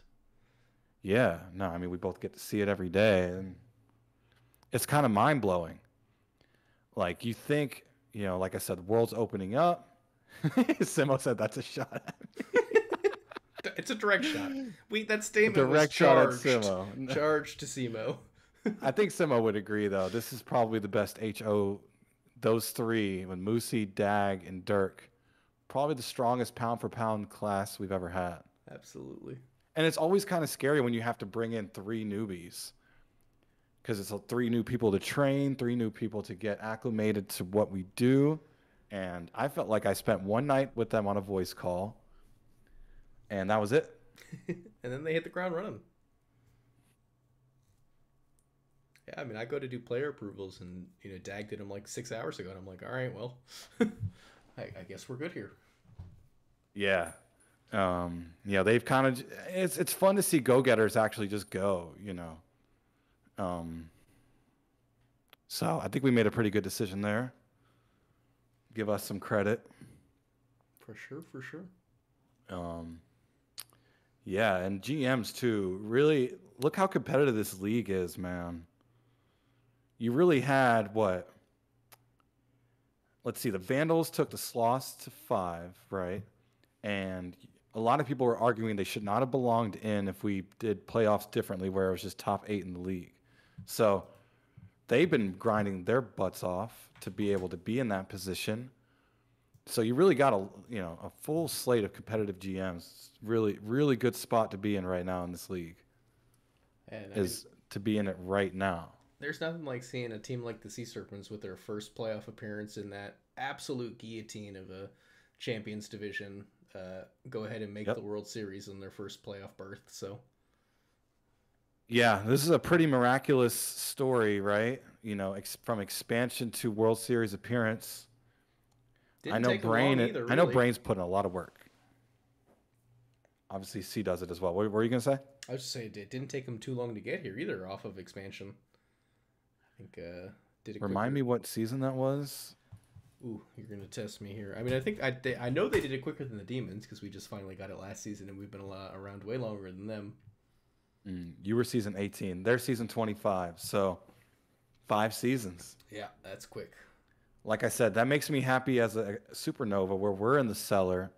So 5 seasons now, we could be in the World Series too. There you have it. And there's our index. Seattle takes conference finals. That sounds like what we were looking for. Not often a losing player is named MVP of a series, but that's the situation Elliot Alderson found himself in, and we commented on that, so we could write these headlines ourselves if we wanted to. Man, what a wild night. Alderson series MVP. Seattle first World Series appearance. Sloths just absolute dominant start to finish, minus that 3-2 win that they had in that series. And the Miners, Dillos showed some fight, ultimately lost, and the Ranas could get their first World Series win since season 15 under brand new branding. A lot of new branding in the World Series. Yeah. No, that's a big storyline too. They switch their branding, they make the World Series. Obviously that decision is paying off for them. I'm sure it's the uniform and the uniform alone that got them here. Nothing else. None of the max earning, none of the week-to-week building of their players and strategizing in the GMs. Nope, just the branding. You got it. So we got a raid coming. Probably should be the WSBL, right? Works for me. I don't see anyone else streaming. Someone let me know if a PBE streamer is on right now, if they know of any of them. I don't see any on right now. Me neither. So we're going to WSBL basketball. Check in on them. Our Point Task affiliates. We were the first Sim League to affiliate with them. So going to go show them some love. Let's go raid WSBL. Danny B, thank you for hosting tonight, brother. You got any last words? No, I mean, thanks for joining me. It was a great series. I'm glad we could get it in, hopefully at a reasonable pace here. Mm-hmm. And I'm just excited to watch the World Series this on Saturday. Yep, Miners World Series in the afternoon. Check game day in the main server or your server. It's going to be published the times for Saturday, usually in the afternoon for the Miners and around 6 p.m. for the Majors. So stay tuned, and we'll see you this Saturday. For now, let's go say hi to WSBL. Hi, WSBL. And it looks like we're out.